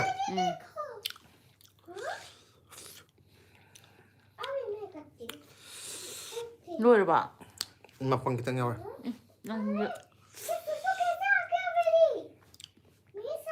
ꯁꯪꯒꯤꯇꯥ ꯀꯩꯁꯥꯝꯅ ꯂꯥꯏꯛꯇ ꯅꯠꯇꯦ ꯁꯕꯁꯀ꯭ꯔꯥꯏꯕꯁꯨ ꯇꯧꯔꯕꯅꯦ ꯏꯆꯦ ꯅꯔꯃꯗꯥꯗꯒꯤ ꯀꯩꯅꯣ ꯏꯆꯦ ꯅꯔꯃꯗꯥꯁꯤꯅ ꯅꯍꯥꯟꯒꯤ ꯁꯕꯁꯀ꯭ꯔꯥꯏꯕ ꯇꯧꯗꯕ꯭ꯔꯣ ꯍꯥꯏꯁꯤꯕꯣ ꯁꯕꯁꯀ꯭ꯔꯥꯏब ꯇꯧꯈ꯭ꯔꯕꯅꯦ ꯍꯥꯏꯕꯗꯣ ꯍꯔꯥꯎꯕꯩ ꯃꯍꯨꯠꯇ ꯁꯥꯎꯅꯤꯡꯉꯤꯗ ꯑꯗꯨ ꯀꯨꯏꯕꯁꯦ ꯀꯩꯗꯧ ꯂꯩꯒꯦꯕ ꯃꯤ ꯑꯇꯣꯞꯄꯅ ꯇꯧꯔꯝꯗꯕꯗꯤ ꯀꯩꯁꯨ ꯀꯥꯏꯗꯦ ꯑꯩꯒꯤ ꯃꯤꯅ ꯇꯧꯔꯝꯗꯕꯁꯦ ꯀꯃꯥꯏꯅ ꯇꯧꯔꯤꯅꯣꯕ ꯑꯩꯈꯣꯏ ꯈꯔ ꯆꯥꯎꯊꯣꯛꯄ ꯍꯧꯔꯒꯦ ꯑꯗꯨꯒ ꯑꯈꯤꯂꯦꯁꯅ ꯚꯤꯗꯤꯑꯣ ꯆꯪꯉꯣ ꯉꯥꯏꯈꯣ ꯑꯈꯤꯂꯦꯁ ꯀꯣꯟꯅ ꯉꯁꯤ ꯍꯧꯖꯤꯛ ꯎꯠꯈ꯭ꯔꯦ ꯃꯌꯥꯝꯅ ꯑꯗꯨꯝ ꯀꯩꯅꯣ ꯇꯧꯔꯅꯤ ꯀꯣꯟꯅ ꯌꯦꯡꯉꯒꯦ ꯂꯥꯏꯚ ꯂꯣꯏꯔꯒ ꯑꯩꯈꯣꯏ ꯐꯖꯅ ꯌꯦꯡꯊꯔꯒꯦ ꯏꯆꯥꯒꯤ ꯆꯦꯅꯦꯜꯁꯦ ꯑꯗꯨꯒ ꯀꯣꯃꯦꯟ ꯇꯣꯂꯃꯨꯅ ꯄꯤꯔꯛꯀꯦ ꯑꯩꯈꯣꯏ ꯍꯣꯔꯦꯟ ꯚꯤꯗꯤꯑꯣ ꯌꯦꯡꯉ ꯀꯣꯃꯦꯟ ꯑꯣꯏꯅ ꯄꯤꯔꯛꯑꯒꯦ ꯏꯆꯥꯒꯤꯗ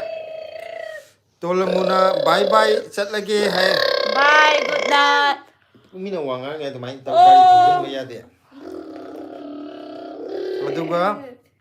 ꯇꯣꯂꯃꯨꯅ ꯌꯥꯏꯐꯔꯦ ꯍꯥꯏꯔꯦ ꯌꯥꯏꯐꯔꯦ ꯌꯥꯏꯐꯔꯦ ꯃꯥ ꯑꯩꯈꯣꯏ ꯀꯥꯎꯍꯧꯔꯦꯅꯦ ꯑꯗꯨꯒ ꯁꯦ ꯅꯦꯅꯦ ꯁꯪꯒꯤꯇꯥꯅ ꯈꯨꯃꯟ ꯆꯥꯅ ꯏꯔꯤꯗꯣ ꯐꯖꯅ ꯄꯥꯎꯀꯣ ꯌꯥꯝ ꯅꯣꯛꯅꯤꯡꯕꯅꯦ ꯑꯗꯨꯅꯦ ꯈꯨꯃꯟ ꯆꯥꯒꯤ ꯀꯃꯦꯟꯁꯤꯡꯁꯦ ꯂꯣꯏ ꯄꯣꯁ ꯇꯥꯕꯅꯤ ꯏꯆꯦ ꯑꯈꯤꯂꯦꯁꯅ ꯀꯀꯥ ꯑꯩꯅ ꯍꯥꯏꯕꯗꯤ ꯑꯩꯒꯤ ꯆꯦꯅꯦꯜꯗ ꯆꯪꯉꯒ ꯑꯩꯒꯤ ꯚꯤꯗꯤꯑꯣꯗꯨ ꯎꯠꯂꯛꯑꯣ ꯍꯥꯏꯕꯅꯦ ꯑꯗꯣ ꯍꯣꯔꯦꯟ ꯂꯣꯏꯔꯒ ꯎꯠꯂꯁꯦ ꯃꯌꯥꯝꯒꯤ ꯀꯃꯦꯟ ꯑꯝꯇ ꯄꯥꯈꯤꯒꯦꯕ ꯑꯗꯨꯒ ꯀꯃꯦꯟ ꯂꯣꯏꯁꯤꯜꯂꯛꯄ ꯃꯇꯥꯡꯗꯣ ꯑꯗꯨꯗ ꯄꯥꯔꯛꯑꯒꯦꯕ ꯁꯪꯒꯤꯇꯥ ꯀꯩꯁꯥꯝꯅ ꯏꯆꯦ ꯅꯔꯃꯗꯥ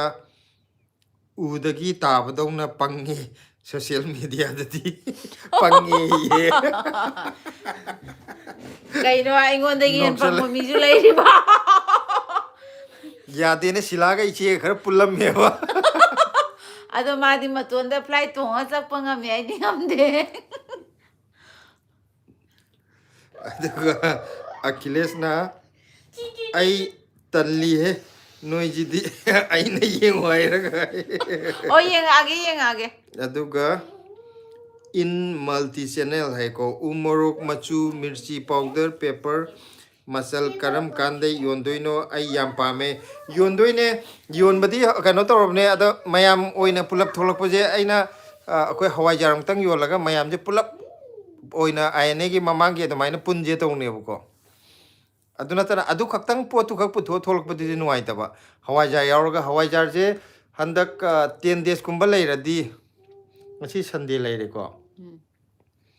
ꯃꯊꯪꯒꯤ ꯁꯟꯗꯦꯗꯨꯃꯗꯤ ꯈꯤꯇꯪ ꯐꯔꯛ ꯇꯥꯒꯗ꯭ꯔꯥ ꯍꯟꯗꯛ ꯍꯌꯦꯡ ꯍꯪꯆꯤꯠ ꯁꯟꯗꯦ ꯂꯩꯔꯅꯤ ꯑꯗꯨꯒ ꯃꯊꯪꯒꯤ ꯁꯟꯗꯦꯗꯨꯗꯒꯤ ꯍꯧꯔꯁꯤ ꯕ꯭ꯂꯦꯁꯤ ꯅꯃꯪꯗ ꯅꯪ ꯀꯩꯅꯣ ꯃꯥꯏ ꯇꯧꯖꯅꯤ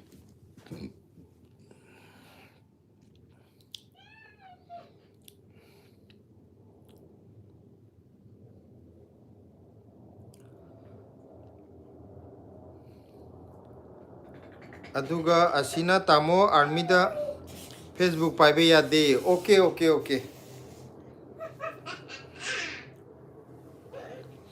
wakal gi pukai kaka na haire ije thoi kaka off leirage Achilles ningai tawba yade ko maram mokoni kona adum yengjarasano oh yengake aduga Achilles na blessy karam kande school ka ba hogduino hai date 16 dagi date 16 de hogduine date 15 bok suti thari moige niva devi na blessy lab haire lab ahum pire niva na blessy lab pire nene sonia gi se pa bigrabo ai thengladri sonia ge ujibok thengladri miller koi haibne hai ningthaujam sandhya pyari devi sandhya pyari maming yam phaje blessy je kai class tamige hai blessy je hojik nursery handa kg ka doine ai sonia gi comment thing di hello blessy hi is na nang na pagro ai chungteng thing na di kadai dro sai de pare me am de si anang na ayo greba ai na akoi sonia gi comment je kantho chakrama ne ko sau ya de kadai jaga kan gi noi khangdre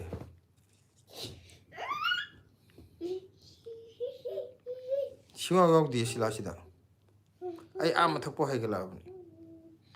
kaino akoi gi comment je mobile am ga me man na thok tro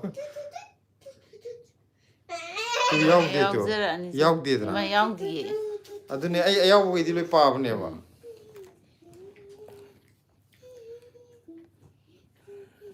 ama ko wai de ne phanam de hai gala di yang aina budi pagraba ne ai tamo ite ma off lay rage hare good night akoi prem la leiro blessy asina blessy lab as blessy gi lab mayam pire yengo Ma'am, natte. si mayam ni tu si ping ma chu phajabra ngo phajabra lab se phajadra Purple. thank you hai gro Purple. ping pire yubo purple lai ni Purple. nang purple ma sa khangdra ba ase thank you har nang ju lab am ta pisen go lab yen gro me am da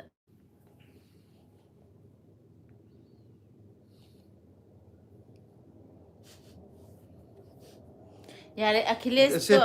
kaino na asina haire je mama papa de gi blessy na hena phajai haire blessy na masak phajai ne mama de gi papa de Kangre.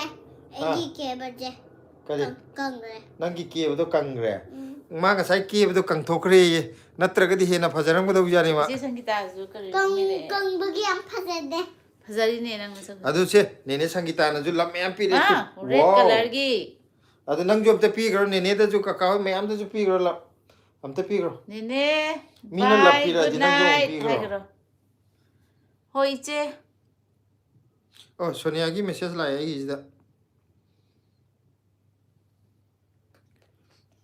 kana no good night abo nang hai de ba iche je theng khre habro konom hai re tha khre hai bni oh ai se ye nami tu udra suk to paru no Achilles na ngale ga mako ngawe hai duine ba mobile akup pa ba gi mami chu sui ba sok tab ju sa ba ma tor ri taninda aduga Achilles na aikoi gi di date 15 day school ka ba hok duine hai nong ma khena re ko aduga jugindro ju changbire ngasi di ai changlakpada ngai ri hai welcome yam nungai re changbirak pagi aduga usarani yumnam usarani je mamang da changakhraba changakriba mane amaduna kana yamna nungsiye haibne thank you aduga akoi sonia ning thogjam gi lae handakti adune Achilles loitong jam ningai tawganu maram mokpa life amma nungai na yenglingai da nungai ningai tawpham thokte nangi su adum yengaga loire hai hojikti Achilles kem haidre da ngasai haijaram bai wane ma akoi kaino ne na aju ningai tawjari ne akoi gi mi o yeng doro bane haji loire yenga dawni matang yengdara dawni Achillesna blessy la bhairga Achilles ne ngo dadana lap pirei myam jengo aduga usarni yumnam na jo as blessy ki lap nga ngai re ngasi di aduga Sharmila Sewak chu hello ji hare Hello, कैसे हो? asina blessy kaka tholakpada kari leira uge hare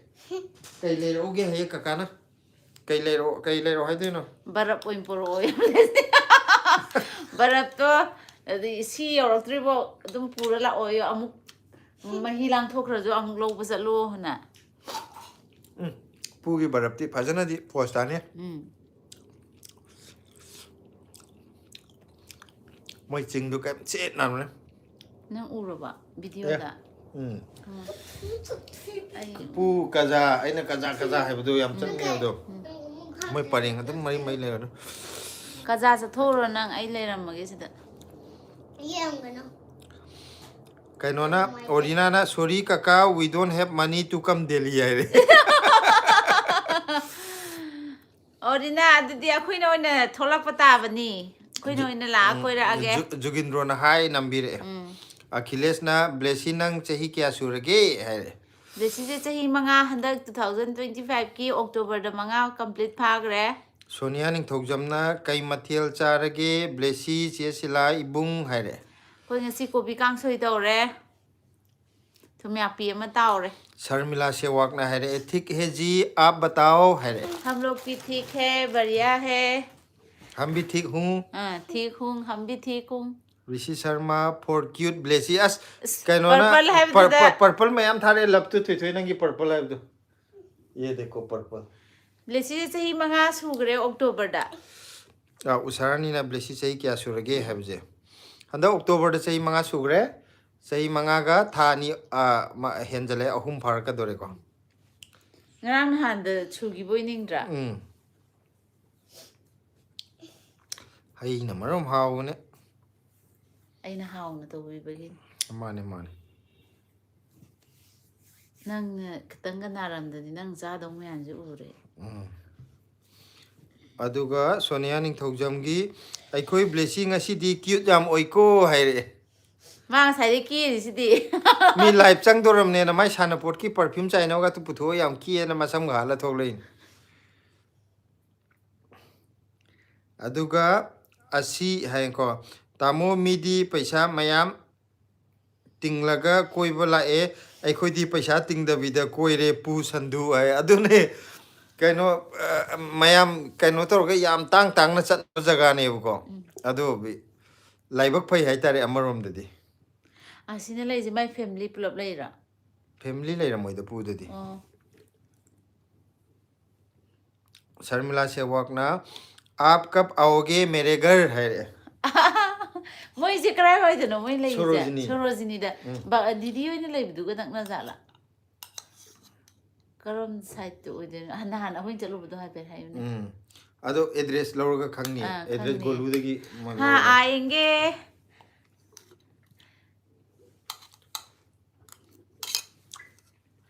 आप लोग ने खाना खाया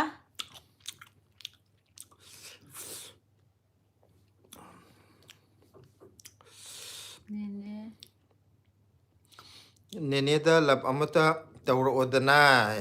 nene da lap amta piro ye blessy lap pisang garo nene Sonia da Ayang lumarte pinde. kai no mina harau na Ini nene Sonia na na yang pazay na Yam kayo siya mga di na- ba wala kami kumain na yung may kupam may kupam siya ngo Ay, exercise ko na. oh exercise tayo ra okay blessy si exercise Galing na nga ni. kang da bagine Huh? lap amta pisan garo do di Ayang lumarte massage. oh masanway da bagi mazi exercise story ni ado Lago na tanda massage. ado ado mai okay exercise tawro ga lap pisalo adu hakchang nungai ran Numayo.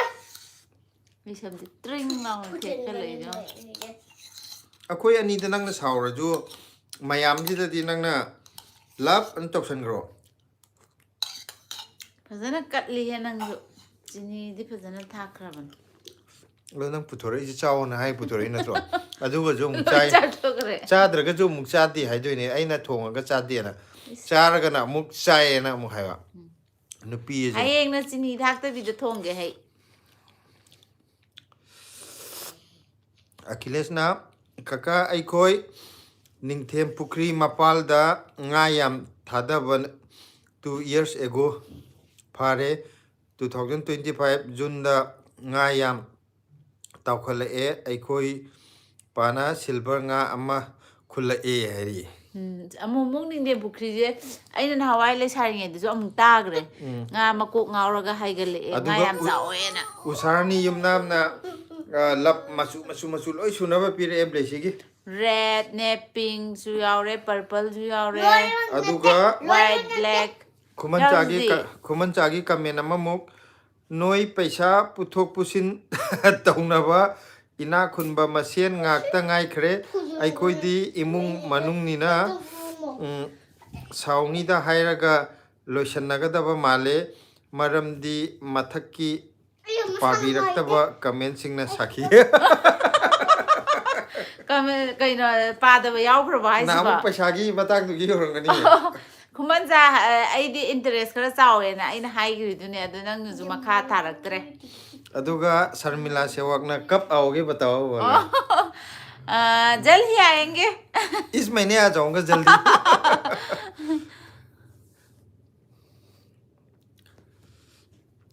Sarani yumnamna love masu mayam pire amuksu Sharmila Sewakna bye good night Bye, good night good night aduga kakam moi je kano da gine Haryana nate kariba simla gi kano do Sharmila Sewak jira Himachal de rumaya Himachal देगी आप लोग हिमाचल से है ना उसकी तो good night YouTube बोल दिया। यूट्यूब से मैंने देखा था मैं सोच रहा था वो हरियाणा का है मुझे पता नहीं उसरानी युमनाम के पागरे बुनलंग सुचियांग हाय हाय को हाय बुनलंग असिना ब्लेसिना वांगांग बसे मरोल खोइरी मणिपुर गांग बदा मरोल खोइरे मणिपुर गांग बदा औ मरोल सुम मयाम पुन बजे गाइदी युमददी सिलाई बानी का गांगना बनतना तो पंगांगना दरे स्कूल देना सुम मामानवी मयाम पुन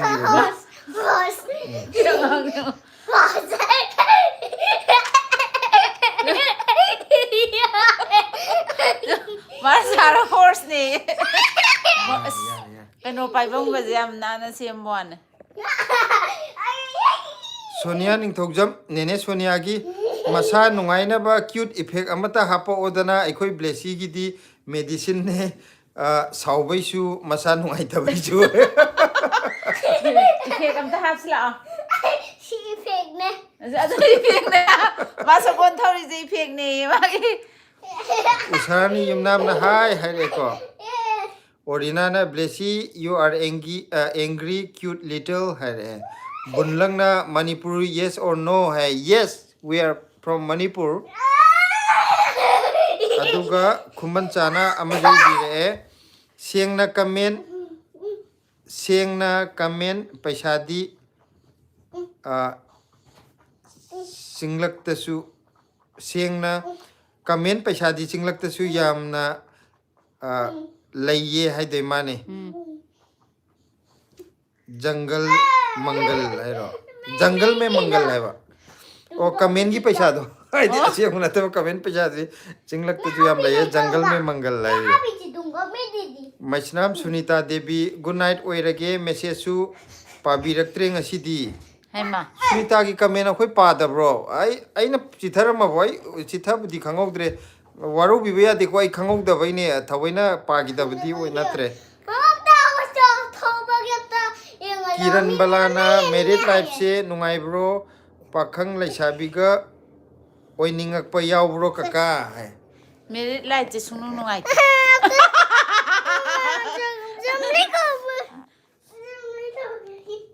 अदो नान लैसाबी ओंथोनिंगदी यमुना तुरेंदा उंतंग लुप्पो हाइबने सिलाजे मा लैसाबी ओन मंगमरो यमुना की इसिंग उबदा ओन दे दु हाय दो खतम ओइ ले सीधा फॉर्मूला ओ यारे अदोंदा यादे अदुम उल लैयो माइबा यार को चल मेरे घोड़े टिक टिक टिक चल मेरे घोड़े टिक टिक उसरानी युमनाम ना ब्लेसी चाक चारबो हेरे अदुदी मिना ngang जो को चारे ꯑꯗꯣ ꯃꯌꯥꯝ ꯑꯩꯈꯣꯏ ꯂꯥꯏꯚꯁꯤ ꯌꯦꯡꯕꯤꯔꯛꯏꯕ ꯃꯌꯥꯝꯁꯦ ꯀꯔꯤꯒꯨꯝꯕ ꯆꯦꯅꯦꯜꯁꯦ ꯑꯩꯈꯣꯏꯒꯤ ꯆꯦꯅꯦꯜꯗꯨ ꯁꯕꯁꯀ꯭ꯔꯥꯏꯕ ꯇꯧꯗꯕ ꯌꯥꯎꯔꯒꯗꯤ ꯁꯕꯁꯀ꯭ꯔꯥꯏꯕ ꯇꯧꯕꯤꯔꯝꯃꯣ ꯂꯥꯏꯛꯁꯨ ꯇꯧꯕꯤꯌꯣ ꯑꯩꯈꯣꯏꯒꯤ ꯀꯩꯅꯣ ꯂꯥꯏꯚꯁꯤꯒꯤ ꯈ꯭ꯋꯥꯏ ꯃꯊꯛꯇ ꯃꯣꯕꯥꯏꯜꯒꯤ ꯃꯊꯛꯁꯤꯗ ꯕ꯭ꯂꯦꯁꯤ ꯅꯣꯡ ꯑꯅ ꯊꯥꯔꯒ ꯃꯥꯒꯤ ꯑꯉꯥꯡꯒꯤ ꯐꯣꯇꯣ ꯑꯃ ꯌꯥꯎꯕꯗꯣ ꯑꯗꯨꯒꯤꯗꯨꯗ ꯅꯝꯖꯟꯕꯤꯔꯣ ꯑꯗꯨꯒ ꯁꯕꯁꯀ꯭ꯔꯥꯏꯕꯀꯤ ꯑꯣꯞꯁꯟ ꯊꯣꯛꯂꯛꯑꯅꯤ ꯁꯕꯁꯀ꯭ꯔꯥꯏꯕ ꯇꯧꯕꯤꯔꯝꯃꯣ ꯑꯩꯈꯣꯏ ꯀꯥꯟꯅ ꯉꯁꯤ ꯑꯁꯥꯝ ꯍꯥꯏꯁꯦ ꯃꯥ ꯆꯤꯡꯅꯕ ꯑꯃ ꯂꯩꯔꯕ ꯑꯗꯨꯗꯒꯤꯅꯤ ꯍꯥꯏꯗꯤ ꯑꯇꯩꯒꯤ ꯅꯠꯇꯦꯗ ꯑꯩꯈꯣꯏꯒꯤ ꯂꯥꯏꯐꯁꯤꯗꯗꯤ ꯑꯗꯨꯝ ꯆꯪꯕꯤꯔꯒ ꯑꯩꯈꯣꯏꯗꯤ ꯆꯦꯅꯦꯜ ꯍꯥꯡꯉꯦ ꯈꯪꯗꯦ ꯍꯥꯏꯕ ꯃꯤ ꯌꯥꯎꯋꯦꯕꯀꯣ ꯑꯗꯨꯗꯩꯗꯨꯗꯅꯤꯗ ꯑꯩꯗꯤ ꯍꯥꯟꯅ ꯁꯨꯃꯥꯏꯅ ꯇꯧꯔꯝꯒꯅꯤ ꯈꯪꯗꯦ ꯍꯥꯏꯕ ꯑꯗꯨꯗꯅꯤꯗ ꯑꯩꯅ ꯍꯥꯏꯖꯔꯤꯁꯦ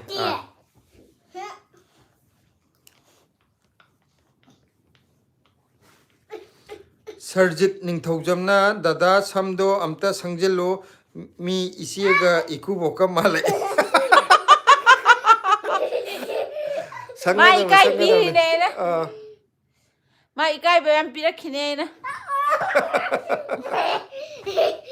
이치가 이거 ꯉꯁꯥꯏꯒꯤꯗꯣ ꯃꯦꯁꯦꯖꯇꯨ ꯌꯥꯎꯗꯦ kiran balana ꯑꯩꯒꯤꯁꯦ ꯊꯣꯛꯇꯕ ꯃꯥꯜꯂꯦ ꯁꯨꯅꯤꯇꯥꯒꯤ ꯃꯦꯁꯦꯖ ꯉꯁꯥꯏ ꯑꯩꯈꯣꯏꯅ ꯑꯩ ꯄꯥꯔꯛꯇꯦ ꯍꯪꯒꯠꯂꯒ ꯍꯥꯏꯕꯗꯣ ꯌꯦꯡꯉꯤꯕꯀꯣ ꯑꯩꯈꯣꯏꯒꯤꯗꯤ ꯊꯣꯛꯂꯛꯇꯕ ꯃꯥꯜꯂꯦ ꯌꯥꯎꯗꯦꯕ kiran balagꯤꯁꯦ ꯄꯥꯒꯦ ꯀꯩꯅꯣ ꯅꯨꯡꯉꯥꯏꯇꯦ ꯍꯥꯏꯁꯤꯕꯨ ꯑꯩꯁꯨ ꯌꯨꯝ ꯄꯥꯜꯂꯒꯦꯅ ꯄ꯭ꯂꯥꯟ ꯇꯧꯔꯤꯉꯩꯁꯤꯗ ꯄꯥꯜꯂꯣ ꯄꯥꯜꯂꯣ ꯄꯥꯜꯂꯣ ꯐꯥꯒꯤ ꯇꯧꯅꯦ ꯐꯥꯒꯤ ꯇꯧꯅꯦ ꯑꯗꯣ ꯄꯥꯜꯂꯣꯕꯀꯣ ꯄꯥꯟꯗꯕ ꯌꯥꯗꯦ ꯑꯗꯣ ꯂꯩꯁꯥꯔꯤꯉꯩꯒ ꯌꯨꯝ ꯄꯥꯟꯕꯒꯗꯤ ꯁꯃꯨꯗ꯭ꯔꯒ ꯂꯥꯡꯒꯣꯟꯒꯅ ꯑꯃ ꯍꯥꯏꯅꯕ ꯑꯃ ꯂꯩꯕꯗꯣ ꯑꯗꯨꯅꯤꯀꯣ ꯁꯤꯃꯗꯤ ꯍꯥꯏꯒꯦ ꯑꯁꯤꯗꯤ ꯃꯧ ꯈꯨꯗꯤꯡꯃꯛꯅ ꯂꯣꯏ ꯍꯥꯏꯔꯛꯀꯅꯤꯗ ꯑꯩ ꯈꯛꯇꯪꯒꯤ ꯅꯠꯇꯦ ꯍꯥꯏꯗꯤ ꯂꯩꯁꯥꯔꯤꯉꯩꯗꯗꯤ ꯅꯠꯇ꯭ꯔꯒ ꯄꯥꯈꯪ ꯑꯣꯏꯔꯤꯉꯩꯗꯗꯤ ꯏꯅꯤꯡ ꯇꯝꯃꯝꯕ ꯑꯄꯥꯝ ꯑꯄꯥꯝꯕ ꯇꯧꯋꯦ ꯐꯦꯃꯤꯂꯤ ꯂꯥꯏꯐ ꯆꯪꯉꯛꯑꯒꯗꯤ ꯑꯩꯒꯤ ꯑꯄꯥꯝꯕ ꯈꯨꯗꯤꯡꯃꯛꯇ ꯆꯠꯄꯗꯨ ꯌꯥꯗꯦꯗꯅ ꯍꯥꯏꯗꯤ ꯑꯃꯠꯇ ꯆꯠꯄ ꯌꯥꯗ꯭ꯔꯦ ꯑꯩꯒꯤ ꯔꯦꯁꯇ꯭ꯔꯤꯛꯁꯟ ꯑꯄꯥꯝꯕꯗ ꯂꯥꯛꯀꯅꯤ ꯃꯥꯒꯤ ꯑꯄꯥꯝꯕꯁꯨ ꯆꯠꯄ ꯌꯥꯗ꯭ꯔꯦ ꯑꯩꯒꯤ ꯑꯄꯥꯝꯕꯁꯨ ꯆꯠꯄ ꯃꯥꯒꯤ ꯌꯥꯗ꯭ꯔꯦ ꯑꯄꯥꯝꯕꯗ ꯑꯣꯏꯅ ꯆꯠꯂꯦ ꯑꯁꯤ ꯈꯗ꯭ꯔꯛ ꯇꯧꯔꯤꯅꯦ ꯃꯥꯒꯤ ꯑꯁꯤ ꯈꯗ꯭ꯔꯛꯇꯣꯏꯅꯦ ꯃꯥꯒꯤꯁꯦ ꯐꯦꯃꯤꯂꯤ ꯑꯃꯗ ꯌꯥꯝ ꯁꯝꯅ ꯍꯥꯏꯔꯕꯗ ꯑꯁꯤꯒꯤ ꯃꯈꯥ ꯃꯄꯥꯟ ꯄꯣꯜꯂꯦ ꯊꯣꯡꯗ ꯅꯨꯄꯥꯅ ꯉꯝꯕ ꯁꯥꯔꯁꯨ ꯃꯅꯨꯡꯗ ꯀꯅꯥ ꯉꯝꯒꯦ ꯑꯝꯇ ꯍꯥꯏꯔꯛꯎꯅꯦ ꯅꯪ ꯉꯝꯃꯦ ꯑꯩꯈꯣꯏꯒꯤꯗꯤ ꯃꯤ ꯑꯇꯩꯒꯤꯗꯤ ꯈꯪꯗꯦ ꯑꯩꯈꯣꯏꯒꯤꯗꯤ ꯃꯥꯅ ꯉꯝꯃꯦ ꯇꯣ ꯑꯩꯅ ꯋꯥ ꯉꯥꯡꯕꯗ ꯃꯥꯅ ꯃꯨꯜꯂ ꯉꯥꯡꯉꯤꯁꯦ ꯃꯥꯅ ꯉꯝꯃꯤꯔꯥ ꯑꯩ ꯉꯝꯃꯤꯔꯥ ꯗꯦꯁꯤ ꯆꯣꯡꯊꯔꯛꯀꯅꯣ ꯄꯨꯛꯅꯥ ꯆꯦꯞꯇ ꯄꯥꯜꯂꯦ ꯍꯥꯏꯕ ꯉꯥꯎꯁꯠꯅꯦ ꯍꯥꯏꯕ ꯎꯁꯥꯔꯥꯅꯤ ꯌꯨꯝꯅꯥꯝꯅ ꯀꯩ ꯌꯦꯟꯖꯥꯡ ꯆꯥꯒꯦ ꯍꯥꯏꯔꯦ ꯀꯣꯕꯤ ꯐꯨꯜꯗꯣ ꯀꯥꯡꯁꯣꯏ ꯆꯥꯏꯌꯦ ꯎꯁꯥꯔꯥꯅꯤꯗꯤ ꯀꯩ ꯏꯟꯖꯥꯡ ꯆꯥꯔꯒꯦ ꯈꯨꯃꯟ ꯆꯥꯒꯤ ꯀꯃꯦꯟ ꯑꯃꯨꯛ ꯄꯥꯔꯛꯀꯦꯀꯣ ꯈꯪꯍꯧꯗꯕ ꯀꯥꯎꯍꯧꯕ ꯅꯠꯇꯦ ꯁꯤꯂꯥꯅ ꯀꯔꯤ ꯄꯤꯖꯔꯕ ꯈꯪꯗꯦ ꯏꯁꯇꯤꯜ ꯒ꯭ꯂꯥꯁꯅ ꯁꯥꯈꯤꯅꯤ ꯍꯥꯏꯗꯤꯅꯦ ꯍꯧꯖꯤꯛ ꯊꯣꯛꯄ ꯍꯧꯖꯤꯛ ꯆꯥꯈꯤꯗ꯭ꯔꯣ ꯀꯩꯕ ꯆꯣꯔꯐꯣꯟ ꯊꯣꯡꯕ ꯑꯗꯨꯒ ꯑꯈꯤꯂꯦꯁꯅ ꯀꯀꯥ ꯑꯩꯒꯤ ꯆꯦꯅꯦꯜꯒꯤ ꯚꯤꯗꯤꯑꯣ ꯌꯦꯡꯕꯤꯔꯣ ꯄꯨꯡ 9:46 ꯇꯥꯔꯦ ꯑꯝꯇꯗꯤ ꯌꯦꯡꯉꯨꯁꯦ ꯃꯥꯏ ꯑꯩꯈꯣꯏ ꯀꯃꯦꯟ ꯀꯣꯟꯅ ꯄꯥꯁꯦ ꯚꯤꯗꯤꯑꯣ ꯑꯃꯇꯪ ꯌꯦꯡ ꯑꯈꯤꯂꯦꯁꯀꯤ ꯚꯤꯗꯤꯑꯣ ꯍꯥꯟꯅ ꯑꯝꯇ ꯌꯦꯡꯒꯦꯁꯦ ꯏꯆꯥꯒꯤ ꯚꯤꯗꯤꯑꯣꯁꯦ ꯑꯩ ꯄꯨꯔꯅꯤ ꯂꯣꯏꯅꯃꯛꯇꯤ ꯌꯦꯡꯉꯣꯏꯒꯦꯀꯣ ꯑꯃꯈꯛꯇꯪ ꯌꯦꯡꯒꯦꯀꯣ ꯑꯗꯨꯔꯣ ꯅꯠꯇꯦ ꯑꯩꯅ ꯍꯥꯏꯕꯗꯤ ꯑꯗꯨꯗ ꯆꯪꯉꯣ ꯚꯤꯗꯤꯑꯣ ꯍꯣꯏꯅꯦ ꯚꯤꯗꯤꯑꯣ ꯑꯃꯈꯛꯇ ꯉꯥꯏꯔꯤꯌꯦ ꯃꯥꯏꯁꯦ 195 ꯑꯌꯥꯝꯕꯅ ꯁꯣꯔꯠꯇ ꯌꯥꯎꯕ ꯃꯥꯜꯂꯦ ꯁꯣꯔꯠꯇꯅꯦ ꯑꯣ ꯃꯥꯔꯣꯁꯦ ꯑꯈꯤꯂꯦꯁ ꯌꯥꯎꯕ ꯑꯃ ꯊꯥꯔꯒꯦꯁꯦ ꯁꯤ ꯎꯠꯂꯛꯑꯣ ꯁꯦ ꯑꯈꯤꯂꯦꯁꯀꯤ ꯚꯤꯗꯤꯑꯣ ꯑꯃ ꯎꯠꯍꯜꯂꯛꯑꯒꯦ ꯂꯥꯏꯛꯁꯨ ꯅꯝꯃꯣ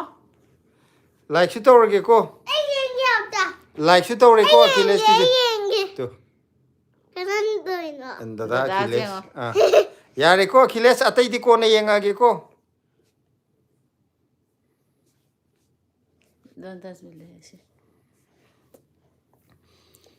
ꯑꯗꯨꯒ ꯀꯩꯅꯣꯅ ꯑꯩꯈꯣꯏ ꯄ꯭ꯔꯦꯝꯂꯇꯥꯁꯦ ꯉꯁꯤꯗꯤ ꯂꯥꯛꯇꯦꯗ ꯍꯣꯔꯦꯟ ꯂꯣꯏꯔꯝꯗꯥꯏꯗꯒ ꯂꯥꯛꯈꯤꯅꯤ ꯃꯥ ꯑꯩꯁꯦ ꯀꯗꯥꯏꯐꯥꯎ ꯄꯥꯈ꯭ꯔꯦ ꯁ꯭ꯇꯤꯜ ꯒꯤꯂꯥꯁꯅ ꯅꯠꯇꯦ ꯁꯥꯈꯤꯅꯤ ꯍꯥꯏꯕꯗꯣ ꯑꯈꯤꯂꯦꯁꯀꯤꯗꯨꯐꯥꯎ ꯄꯥꯕ ꯁ꯭ꯇꯤꯜ ꯒ꯭ꯂꯥꯁꯀꯤ ꯃꯇꯨꯡꯗ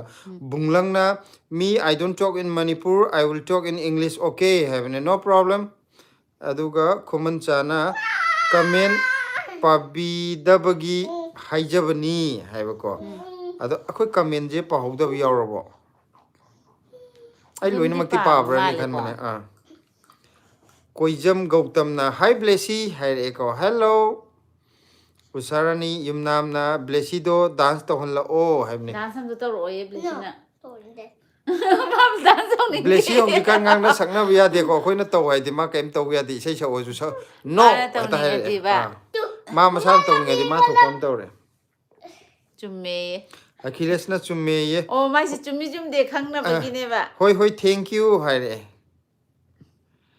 aduga set si da cheng khat ki nam je Chị love on cái này gì ngờ love. देखो मम्मा love. ma wow discomfort na phida porakle isai haurase kaka phida porakle haba phida porakle isai haurase hai ngarang gi do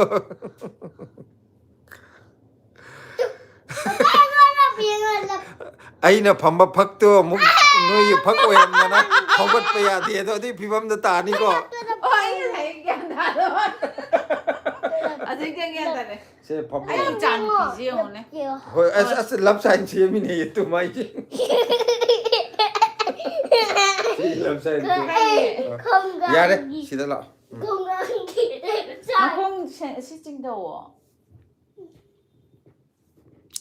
kiran balana yengbadadi nene na ngamtak toba mali da kaka se ngamtak na te phajana ne ngami ji real de joy jage me am bor piro mina nupi na ngamba kana no haibda makhut thangkate do kai do bai thangkatri no haidi magi magi aya ba yaw da bai thangkatri ne ga adu phai phai mayang gi mi yeng da ai na ngam ba malis Achilles na Mấy con đó. kaka wakhal gi isai du blessy da sagal o hai de si se asla Này. wa khal gi Xịt đèn. Xịt đèn. akhoi ahum sak se nang na hai tab da in sakani ai na hai tab da pan sak pull up sa ji la pull up sa di hai ra ni la blessy ji la to re is harau ri jeng pull up sa ji ga se na 1 2 3 blessy ga mama ga han sa lage Salah, salah. 1 2 3 start. Okay. hau rak pham oi bana Ôi bana. nong mata su Một tê sư. kau dra bana hapu Câu đề bana napu. aina karam na Ai gi cần da. Ningsinggani. Sang du ke. khalla du na Kala du. tau no na kong da soli yeng o phajana Imit na se. uisilla basu Ushinda basu. nang tagi saktam ni Ay, ada masakit. mayak se ma ka bu da ya ne Badari satam. Oi di ba. good Thamoda duduna. Lấy khabar na pu. Na khai da khiyo khadi. kitang tap na sa o ni complete to ani kitang tap na sa o sine music ni ko me tagup to Tagu tani na thana chenna. Nong madon mabema na jani. Puning wala tabilay na. Tamoy sa tang se. Nori, nung hagalo. hoi hai ro se hai ro thamoi gi saktam ni Nung se bari. Nagtagu tani na thana chenna. thawa lakta Tata. chen nong madon ma be ma tha jani pukning warak ta bilai chilna on sa ka no sai sa di on dal kai sai mi Rồi nè. ya ya se sa Ông trời ơi. kara ung salo ai kai re ai sum yalak pai wa ne ai chalo ga hai de ai khon to lo se comment pa thara ge Và khai ghi. hau rak pham oi Ôi di bà ba là. nong mata su kau dra bana hapu Câu đơ bà đà đà bù. aina karam na Ê ghi cà lâm nà. ningsinggani se comment am ta pa ge se ko nam pa no se nga ku se amung ngalai ra amung comment sakla ta gi pa ko ge nga ngalai ra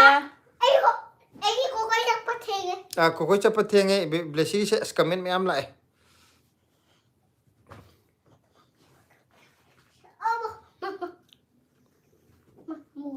Usarani yumnamna blessy gi asengba maming se kai kauge blessy gi asengba maming je blessy dum kauwe ko. Blessy dum kauwe. Aduga bunlang na both to husband hai ko. Husband ani kari hai na mai je. Aduga discomfort na blessy laibagi life sisu magun blessy laibagi life sisu magun yam happy hai. Asengbani mai yaw ni life tawri ju mai yaw dragati life su tawramoy. Asa nunga ngasai ni ingonda live tawjiko na halaktingi do. Live tawjiko ya aina papa la akan tawde live maktadi tawjing haktadi tawjing. Akoi live tawre je mana haibagi tawre ine mai yaw dragati akoi live su tawramoy. Aduga oinam Saitabati Devi na ngasaidagi mi khara handarame hai ngasaidagi mi khara handarame hai de Prem na tala eto jikta lo salam dai de prem na tala e bye bye tawa Rebecca mangang hai ro chak charbo hai re chak chare aduga discomfort na lepaga oirasu taradabani kaka phida yaugdrasu aduga discomfort na blessy na naisille hai iche narmada call toksile ikana iche kaino live tawringai da call toksile ibo paikat ba yadre che bye bye I am going night blessy hai aduga good night aduga koijam gautam na blessy singi laisa sagla o haibani blessy je hokje blessy phagi pha blessy je singi laisa je phadri ma tambi ba madarka hoigini haidi magon tahan bam darka hoigini ba isai ta ba de simpha pu de ai bu di man hele simpha pu de kana ne maron sing de wan hona ba da blessy hoina hana phai ai di isai je yankhai rak tar kan da line am simpha pu ye blessy na maron chu da bai wane man hele bu khangba akoigi khuman chagi kamen ama mula eko prem lata gi di yumpa prem lata gi yaudri amchu tawre apeta pakhalo hello ije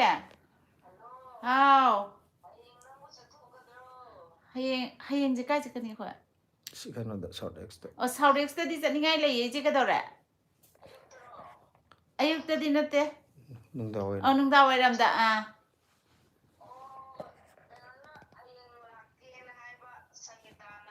ma aseng bai ro seng da bai ro noi du bo thaja di ola o ka doro ge de kari loi lai ni lai suti kana kana no lak tu se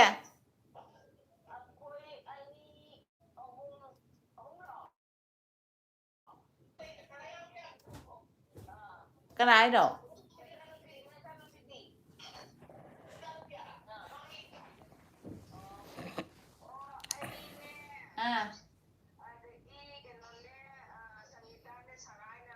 kaino na saladi kano do natro ma lai bro da Achilles na kaka live lotion la siro haibane prem lata sang e kayam kuirage live prem lata na kayam kuirage hangi je akoina live head lotion ge habaga prem lata sang e ngak tawgini da prem lata sang amni kari mathen tau jai no aduga na nga puro tu ni ye akoi nga chade maru yuni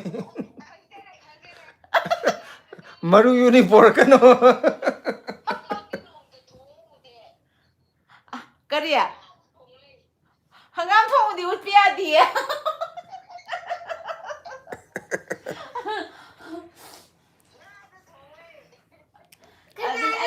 aduga Monisha Chongomna blessy gi mingse kanana thon bano hai blessy gi mamingse silai bani na thon bani aduga usarani yumnamna blessy do good night amta hayel o hai thoi thoi se good night amta hayro oi amta hayro good night hayro good night hayro ꯑꯩꯗꯤ ꯁꯥꯎꯗꯣꯔꯦ good night ꯁꯥꯏꯗꯣ ꯍꯥꯏꯔꯣ ꯅꯣꯏ ꯅꯇꯣꯟꯗ ꯇꯧꯔꯣ ꯑꯩꯈꯣꯏꯁꯨ ꯂꯥꯛꯑꯝꯃꯗꯤ Good ꯑꯃꯨꯛ night. ꯈꯪꯉꯝꯃꯗꯤ ꯅꯪ ꯉꯥꯎꯁꯟꯅꯦ ꯃꯥꯗ ꯊꯑꯣꯏꯅ ꯍꯥꯏꯖꯤꯜꯂꯒꯗꯤ ꯍꯦꯛꯇ ꯀꯩꯅꯣ ꯇꯧꯋꯦꯕꯀꯣ ꯍꯣꯏ ꯌꯥꯏꯌꯦ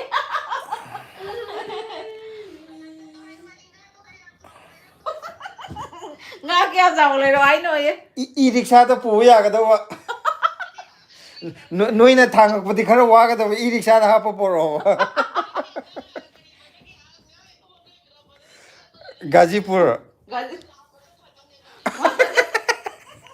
ꯑꯗꯨꯗꯗꯤ ꯐꯪꯒꯅꯤ ꯐꯥꯒꯤ ꯇꯧꯅꯦ ꯃꯌꯥꯝ ꯂꯥꯛꯑꯣ ꯑꯩ ꯉꯥ ꯂꯩꯔꯝꯒꯦ ꯂꯥꯛꯑꯣ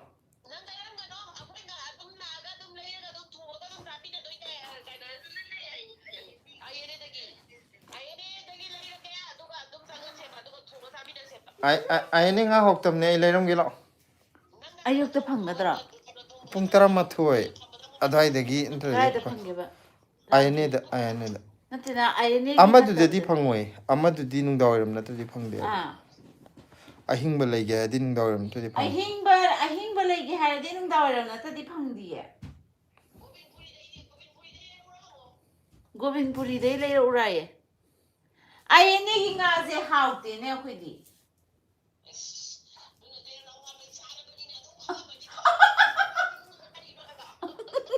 ꯒꯣꯕꯤꯟꯄꯨꯔꯤꯁꯦ ꯀꯥꯏ ꯂꯩꯒꯦ ꯀꯀꯥ ꯃꯣꯏ ꯄꯔꯦꯡ ꯂꯕ ꯑꯁ ꯑꯩꯈꯣꯏꯅ ꯆꯥꯛ ꯆꯥꯅꯕꯩ ꯆꯠꯂꯨꯕꯗꯨꯅꯤ ꯀꯩꯅꯣ ꯑꯣ ꯅꯛꯅꯕ꯭ꯔꯣ ꯀꯜꯀꯥꯖꯤꯒꯤꯗꯣ ꯑꯗꯨꯗ ꯀꯥꯏꯗꯩ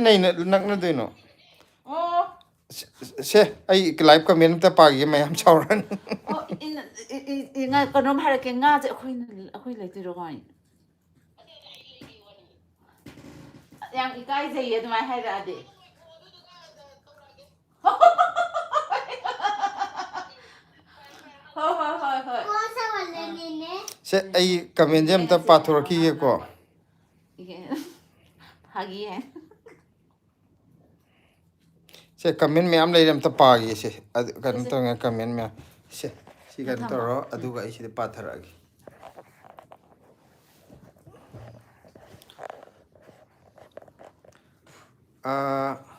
My breast got you morning say. ꯈꯨꯃꯟ ꯆꯥꯅ ꯑꯁ ꯌꯨꯝ ꯄꯥꯟꯕ ꯌꯥꯝ ꯂꯥꯏꯕꯅꯤ ꯑꯁꯤ ꯄꯥꯗ꯭ꯔꯤ ꯃꯥꯅꯤꯀꯣ ꯈꯨꯃꯟ ꯆꯥꯒꯤꯁꯦ ꯑꯁ ꯌꯨꯝ ꯄꯥꯟꯕ ꯌꯥꯝ ꯂꯥꯏꯕꯅꯤ ꯉꯁꯤ ꯁꯤꯂꯥꯒ ꯀꯀꯥꯒ ꯕ꯭ꯂꯦꯁꯤꯒ ꯅꯨꯡꯉꯥꯏꯇ꯭ꯔꯣ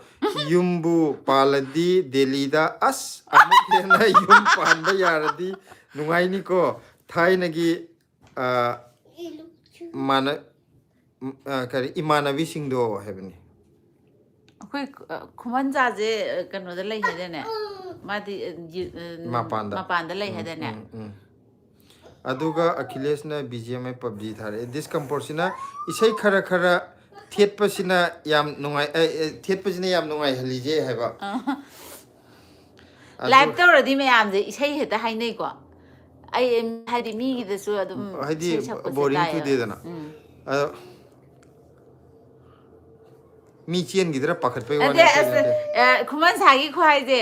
ꯌꯨꯝ ꯄꯥꯜꯂꯗꯤ ꯗꯦꯜꯂꯤꯗ ꯍꯦꯛꯇ ꯍꯥꯏꯁꯦ ꯃꯥꯁꯦ ꯋꯥꯔꯧꯕ ꯑꯃ ꯌꯥꯎꯔꯤꯌꯦ ꯌꯨꯝ ꯄꯥꯜꯂꯗꯤ ꯗꯤꯜꯂꯤꯗ ꯍꯦꯛꯇ ꯆꯠꯂꯦ ꯍꯥꯏꯕꯒꯤ ꯋꯥꯔꯧꯕ ꯑꯃ ꯌꯥꯎꯔꯤ ꯃꯥꯒꯤꯁꯦ ꯑꯗꯨꯒ ꯃꯤꯂꯔ ꯀꯣꯏꯁꯤꯅ ꯑꯩꯗꯤ ꯕ꯭ꯂꯦꯁꯤꯁꯦ ꯏꯁꯩ ꯁꯛꯄ ꯍꯩ ꯈꯪꯗꯦ ꯁꯨꯃꯥꯏꯅ ꯅꯍꯥꯟ ꯂꯥꯛꯑꯝꯕꯗꯨꯗ ꯁꯛꯄ ꯇꯥꯔꯝꯗꯧꯅꯦ ꯍꯥꯏ ꯃꯥꯁꯤ ꯃꯌꯦꯛꯇꯤ ꯁꯦꯡꯉꯣꯏꯕꯀꯣ ꯍꯥꯏꯗꯤ ꯑꯗꯨꯗꯨꯒꯅꯦ ꯃꯔꯣꯟ ꯁꯨꯔꯁꯤꯗꯤꯅꯦ ꯁꯦꯡꯗꯦꯕ ꯁꯨꯔꯁꯤꯗꯤ ꯃꯥ ꯃꯄꯥꯗ ꯍꯦꯟꯅ ꯇꯥꯅꯤꯕ ꯑꯗꯨꯒ ꯑꯈꯤꯂꯦꯁ ꯂꯩꯇꯣꯟꯖꯝꯅ ꯔꯣꯕ꯭ꯂꯣꯛꯁ ꯑꯦꯁ ꯃꯈꯩ ꯃꯥꯏꯁꯦ ꯀꯩꯅꯣ ꯒꯦꯝ ꯉꯥꯛꯇꯔ ꯀꯩꯅꯣ ꯍꯥꯏꯕ ꯗꯤꯁꯀꯝꯐꯣꯔꯠꯁꯤꯅ ꯁꯤ ꯄꯤ ꯗꯕ꯭ꯂꯤꯎ ꯗꯤꯗ ꯂꯩꯕ꯭ꯔꯣ ꯀꯀꯥꯁꯦ ꯍꯥꯏ ꯀꯩꯅꯣ ꯁꯤ ꯄꯤ ꯗꯕ꯭ꯂꯤꯎ ꯍꯥꯏꯁꯦ ꯀ꯭ꯋꯥꯇꯔꯔꯣ ꯀꯔꯤꯒꯤꯅꯣ ꯍꯥꯏꯁꯦ ꯑꯣꯐꯤꯁ ꯍꯥꯏꯗꯣꯏꯔꯣ ꯑꯣꯐꯤꯁꯇꯤ ꯅꯠꯇꯦ ꯑꯗꯨꯒ ꯀꯣꯏꯖꯝ ꯒꯧꯇꯝ ꯍꯥꯏꯅꯦ ꯌꯥꯝꯅ ꯍꯩꯌꯦ ꯕ꯭ꯂꯦꯁꯤꯁꯦ ꯍꯥꯏꯀꯣ ꯄ꯭ꯔꯦꯝꯂꯇꯥꯅ ꯀꯌꯥꯝ ꯀꯨꯏꯔꯒꯦ ꯂꯥꯏꯚ ꯍꯥꯏꯕꯅꯤ ꯀꯨꯏꯗ꯭ꯔꯤ ꯄꯨꯡ ꯑꯃꯈꯛ ꯈꯔ ꯍꯦꯟꯗ ꯉꯥꯏꯔꯤ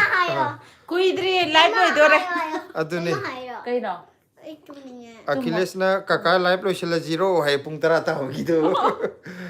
ꯑꯗꯨꯒ ꯑꯈꯤꯂꯦꯁ ꯇꯨꯝꯊꯣꯛꯑꯣ ꯑꯩꯈꯣꯏꯁꯨ ꯃꯤꯅꯤꯠ 5-10 ꯋꯥꯔꯤ ꯁꯥꯟꯅꯔꯒ ꯂꯣꯏꯁꯤꯟꯅꯅꯕ ꯊꯦꯡꯉꯅꯤ ꯑꯈꯤꯂꯦꯁꯇꯤ ꯌꯨꯝꯗꯗꯤ ꯄꯨꯡ 10 ꯍꯥꯏꯁꯦ ꯊꯦꯡꯉꯕꯅꯤꯀꯣ hayeng ya hongan na hogan na Prem Lata laamnina kanone ngak prem lata gi khalaga akhoi gi je nate mala adi kano lo shandoro live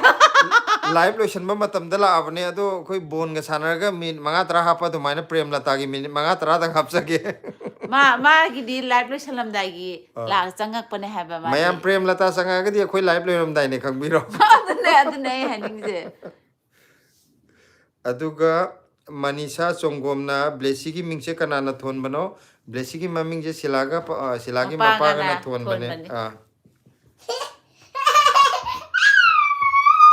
Usarani yumnam na Blessy do good night amta hai la o ngasai aina hayan bane mai sing na hai ga ba Blessy good night amta hai ga good night hai ga yare good night amta hai ga ma phajana hayo hai diya good night amta hai ga Good night. good night mayam hayo Good night, ma'am. ma baby yang kan sar prem lata na Blessy di udena saukrabo ma angang oli nakan da ko haji uramane aduga usarani yumnam na who play Roblox side kan Achilles ki yorongani aduga prem lata na aise thabak khara chilliye yum loishin bagi hai kasu kai de da sum phagi to hagi ne do banida thabak na han tawde ya ponte live city ngahak pothab gi sum mayam pun bai wani thabak thado ga live yaw le ya ponte Blessy 19 user la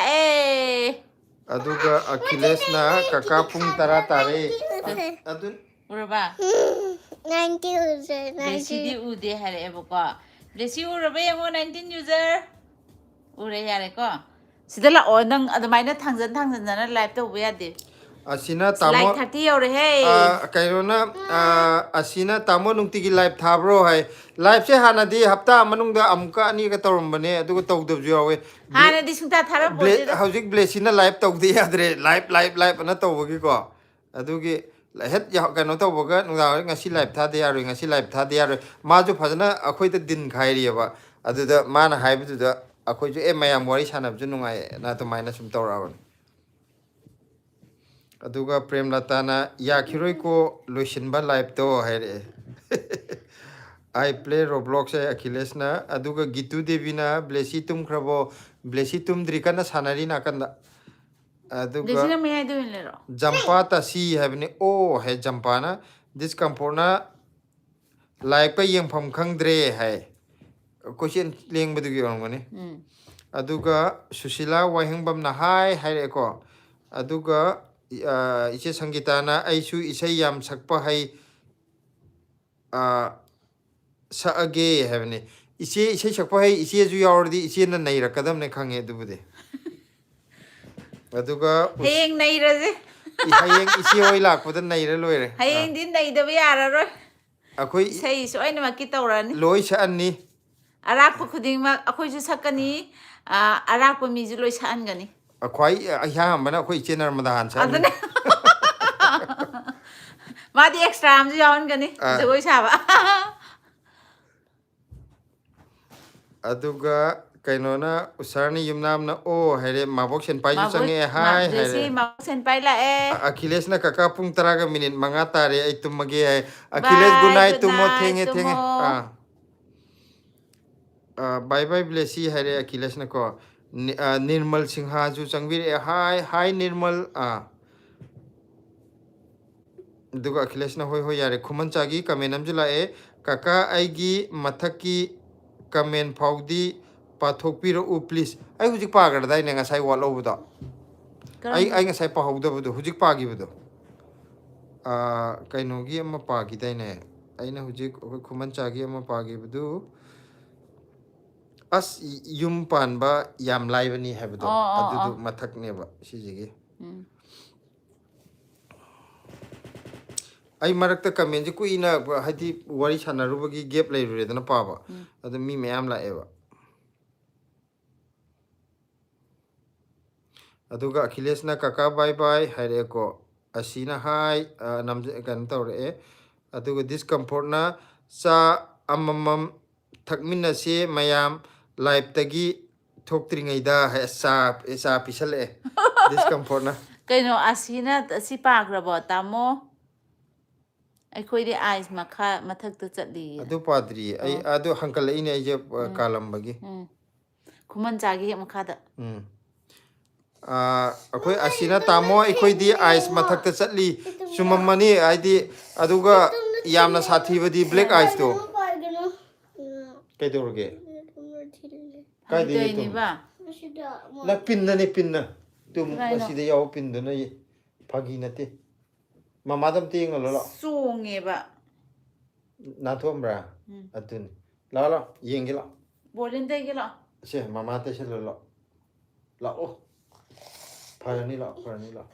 Boarding station lo. ꯅꯥ ꯇꯩꯔꯗꯧꯅꯤ ꯐꯔꯗꯧꯅꯤ ꯑꯗꯣ ꯅꯪ ꯀꯣꯏꯁꯟ ꯁꯥꯟꯅꯔꯤꯗꯣ ꯀꯩꯒꯤꯅꯣ Ay kok nuai te blessing nang manek nang chat le ba. She don't talk well. Kada belang tok tu no. She come girl, she's otherwise she's a she doesn't work. ꯑꯗꯨꯒ ꯑꯩꯈꯣꯏ ꯑꯁꯤ ꯍꯣꯏꯒꯤꯗꯤ ꯄꯨꯗ ꯂꯩꯕꯗꯣ ꯆꯨꯝꯅꯒꯤ ꯑꯥꯏꯁ ꯁ꯭ꯅꯣꯐꯣꯜ ꯇꯥꯔꯛꯄꯗꯨꯗꯤ ꯐꯩꯀꯣ black ꯑꯥꯏꯁꯇꯨꯅꯦ ꯌꯥꯝ ꯁꯥꯊꯤꯔꯤꯁꯦ Black eyes asina kay no ba. ꯑꯁ ꯐꯝꯖꯤꯜꯂꯒ ꯎꯟ ꯂꯩ ꯈꯪꯗꯕꯤ ꯑꯃ ꯂꯩꯕꯗꯣ ꯈꯪꯕ꯭ꯔꯥ ꯁꯣꯔꯣꯛꯇꯒ ꯒꯥꯔꯤꯒ ꯁꯤꯠꯂꯤꯁꯦ ꯑꯗꯨꯅꯦꯕ ꯉꯧꯔꯣ ꯉꯧꯔꯣ ꯂꯩꯕꯗꯨꯗꯤ ꯑꯃꯔꯣꯝ ꯂꯥꯛꯑꯦꯕ ꯔꯦꯕꯤꯀꯥ ꯃꯉꯥꯡꯅ ꯕꯥꯏ ꯍꯥꯏꯔꯦ ꯕꯥꯏ Rebika Mama, good night. Nirmal ꯁꯤꯡꯍꯥꯅ ꯀꯔꯤ ꯂꯝꯒꯤꯅꯣ ꯍꯥꯏꯔꯦ ꯑꯩꯈꯣꯏꯁꯦ ꯍꯧꯖꯤꯛ ꯑꯩꯈꯣꯏ ꯃꯅꯤꯄꯨꯔꯗꯒꯤꯅꯤ ꯍꯧꯖꯤꯛꯅ ꯗꯦꯜꯂꯤꯗ ꯂꯩꯖꯕꯅꯦ ꯑꯗꯣ ꯑꯩꯈꯣꯏꯒꯤ ꯀꯩꯅꯣꯁꯦ ꯂꯥꯏꯚꯇ ꯆꯪꯕꯤꯔꯤꯕ ꯃꯌꯥꯝꯁꯦ ꯀꯔꯤꯒꯨꯝꯕ ꯑꯩꯈꯣꯏꯒꯤ ꯆꯦꯅꯦꯜꯁꯦ ꯁꯕꯁꯀ꯭ꯔꯥꯏꯕ ꯇꯧꯗꯕ ꯌꯥꯎꯕꯤꯔꯒꯗꯤ ꯃꯊꯛꯇ ꯕ꯭ꯂꯦꯁꯤ ꯅꯣꯡꯑꯅ ꯑꯉꯥꯡꯒꯤ ꯐꯣꯇꯣ ꯑꯃꯒ ꯌꯥꯎꯅ ꯂꯩꯕꯗꯨꯗ ꯀꯩꯅꯣ ꯅꯝꯖꯟꯕꯤꯔꯒ ꯑꯗꯨꯗ ꯁꯕꯁꯀ꯭ꯔꯥꯏꯕ तौबीरमो ये हमको बोल देना ये वहाँ बिना युमनाम वाचिंगी नोंग ताद्री मणिपुरदा ताब्रा येंगसे इसै सकलो अखोइदि ngасai कइनोदा नोंगालमदाई हाइतारे नोंगालकपैदुदा नोंग खरा खिखरे अखोइने इसै सकपदगी ngarang इसै सैदना लाइवता अदुगी ngасai तागरे मैं छोड़ रखी तो देखो Maya watching gi Sankranti je dai tramari ko. Nahan ichi min pingna moi di cha loi khri aina karam kan ra ma cha loi khri. अदुगा कइनोना डिस्कम्फोर्टना चा अममम थकमिना सी ओसी पागरे को ngасai Pagare do pa. अदुगा Nauribam Binoy hi hi Binoy hi I am W3E जे कई है no हाय आई निंजिंगी bro है सिमा मांगदे संगम गनी को Ay America lay hai ra. Hi, I am W3E. Hi आई निंजिंगी ब्रो है बनी कइनो आई अमेरिका का है नो Sidi ओ da अदोन lay दरो sidi. ओ आई दी अंगोंदा पारे बनी गोरे असिना लाइव लोशन खिनुओ है ngahak lagi zero mayam asina live lotion kino tamo hairako ko hi hairaga हम एक बार स्प्रिंगले kainona what's the mission ingo thokchom duty जाना है हम ingo thokchom na blessy ulo o hai blessy tungda lai re ko mayam tu blessy sida lai re na makhong ka na toroge hippa ga lai je aingo dani ure Ware ay. oh hi I am W3EJ ai America da lai ye hai US da lai je akhoi ama ani di dum yawbirakune innocent man ne adagi akhoi gi kariba ichi ama nupi ama ga laibane ado hi I am kaino to bujiju hi I am W3EJ jo America da lai hai kumanchagi kamen ama hayeng आयने दगी nga porake haibagi micha mikhan naire ko nga kilo makhai di aikoi su leiba ngamni na michang mikhai naire ko haiba aina kanda hayeng ayane dagi nga porake haibagi michang mikhai naire ko nga kilo makhai amadi aikoi su leiba ngamni na अखोई दबु लाकपिने हाइदि nga kilo makhai natraju ko lakta lakpiyo nate leirаккано अखोई लेजगे lakta lakpiyo chamina je Mane. नाउरिबम बिनोइना हाय हाइरे अदुगा आई निंजिंगी bro hi आई निंजिंगी bro मी हाइरे को karam bo oidoino waru biade aije mapanda leba amani di kano to we ko aide ningjangi ado karam bo oidoino ai ningjangdre aduga premlata na blessy se ngasi di yam gyan yam taida hai blessy di madi ngaki ningak puni na ꯃꯉꯣꯟꯗꯅꯦ ꯁꯤ ꯌꯥꯎꯔ ꯂꯥꯎ haida haijala di ma thopam tawre ko ꯉꯥꯛꯇ ꯊꯝꯒꯦ acha aido just me ne haba ama just me na ama thawdo adu ne haba maming change tawbudi da khangdraba asina tamo higi life se yenglaga ingbaga kawe ꯑꯩꯈꯣꯏꯅ ꯑꯣꯏꯅ ꯏꯪ ꯂꯩꯔꯦ aduga hi I am 3 na noi tumgiroidro tummadone ngaktang le tummani si mayam live tawjida akhoi gi hanadagi sum nungaiba mayam maru mapang mayam je sum wari watai ngak sana bajida sangdarabni ngasi je natradi nahana ye ngasai na silaga blessy ga uira dawne lining hora dawne ngasi active oye mayam je wari nungai ꯃꯥꯅꯦ ꯉꯁꯤ ꯇꯨꯝꯅꯤꯡꯕ ꯐꯥꯎꯗꯕꯅꯦ ꯀꯃꯥꯏ ꯈꯪꯗꯦ ingo thokchomna delhi kai waidano hai akoi delhi je south delhi ayane market leibado adudu gi he manaktani just me dune delhi heart leiba ayane leibado gi I just me dune hojikti khange hairabani na haidi account maming hongam bajida akoi ju ningjang khangdraba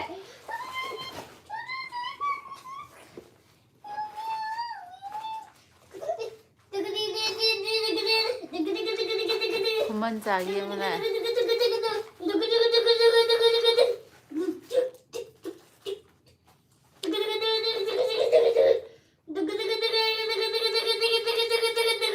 kuman chagi yaure ningsingi hekta hayu kaidorage 30k gi gift ngaibada aikoi su tumdana ngairise khangdrabo kaka hai na kaino ne gift 30k da nate 40 natra 50 da tawje mayam na ma hairo hai gidaine 30 da woi tawr jairo gift woi da 30 da tawje hairo di ka shukai di ꯃꯤꯅ ꯃꯈꯥꯒꯤ ꯅꯅꯥꯎ ꯃꯆꯥ ꯇꯨꯝꯕ ꯌꯥꯗ꯭ꯔꯦ ꯍꯥꯏꯔꯛꯑꯅꯤ bye bye hai ko just mina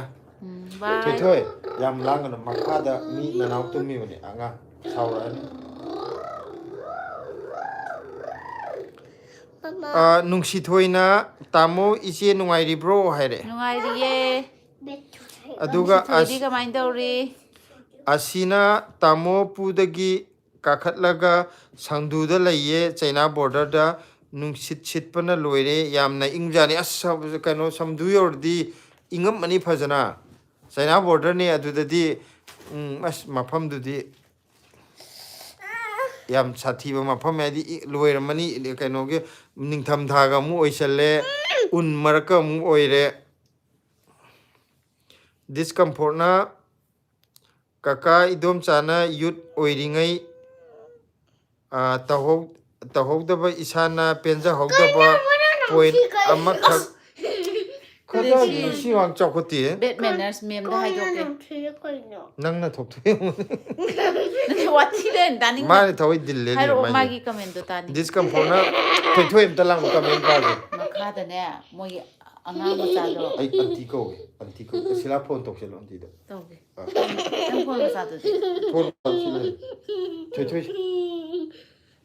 phone tawrana masak siu joker ngasai di masak pajaram ne hoji sum thijal adre mo sawon ge ma sawala in chalan gragi ꯀꯅꯥꯅꯣ ꯍꯧꯖꯤꯛ ꯀꯔꯤꯅꯣ ꯀꯃꯦꯟ ai comment discomfort ki dom ta pa gi tawne kaka idom chana youth oiringai tahongdaba amta ngai khoi me ꯁꯅꯥꯊꯣꯏ ꯇꯨꯃꯤꯟ ꯂꯩ maji ok sari ne sain tawraga adu amu hapsaladi omen langa ani hapuno adu hapadi omen langa ani ba ma ꯉꯥꯏꯍꯥꯛꯇꯪ ꯅꯣꯛꯁꯦ ꯑꯩ ꯁꯤꯗꯧꯔꯦ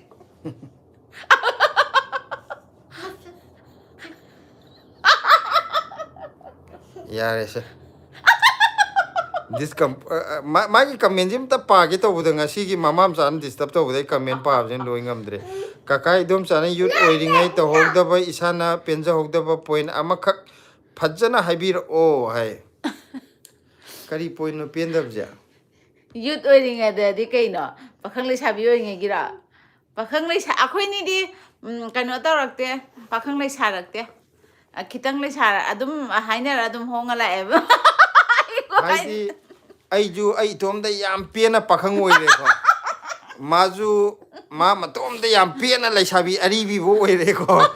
ꯑꯗꯨꯗꯨꯅ ꯏꯕꯥꯅꯤ ꯄꯦꯟꯕ ꯑꯝꯇ ꯈꯪꯍꯧꯗ꯭ꯔꯦ ꯑꯩꯅꯁꯨ ꯃꯥ ꯃꯁꯛ ꯈꯪꯗꯦ ꯃꯥ ꯑꯁꯣꯝ ꯀꯟꯅ ꯂꯩꯁꯥꯔꯤ ꯃꯥꯅꯁꯨ ꯑꯩ ꯈꯪꯗꯦ ꯑꯩꯁꯨ ꯁꯣꯝꯗ ꯀꯟꯅ ꯄꯥꯈꯪ ꯑꯣꯏꯅ ꯂꯩꯕꯒꯤ ꯑꯗꯨꯃꯥꯏꯅ ꯄꯦꯟꯗꯁꯦ ꯈꯪꯍꯧꯗ꯭ꯔꯦ ꯈꯪꯍꯧꯗ꯭ꯔꯦ ꯁꯦꯠ ꯁ꯭ꯇꯦꯇꯁꯅ ꯍꯥꯏꯔꯛꯑꯦ ꯁꯔꯖꯤꯠ ꯅꯤꯡꯊꯧꯖꯝꯅ 40ꯗ ꯇꯧꯁꯦ ꯍꯥꯏ ꯑꯠꯆꯥ ꯒꯤꯐ ꯑꯋꯦꯗꯣ ꯌꯥꯏꯌꯦ 40ꯗ ꯇꯧꯁꯦ 30ꯗꯗꯤ ꯑꯩꯈꯣꯏ ꯀꯀꯥꯒꯤ ꯊꯕꯛꯀꯤ ꯍꯥꯏꯗꯣꯏꯅꯦꯗꯅ ꯑꯗꯨꯗꯨꯅ 40ꯗ ꯒꯤꯐ ꯑꯋꯦ ꯇꯧꯁꯦ ꯃꯌꯥꯝ ꯀꯩꯅꯣ ꯇꯧꯔꯒ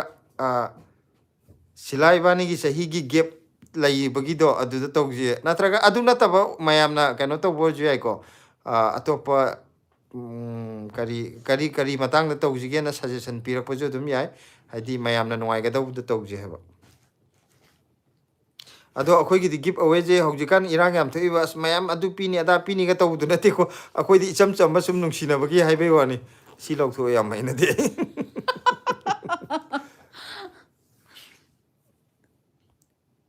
ꯑꯗꯨꯒ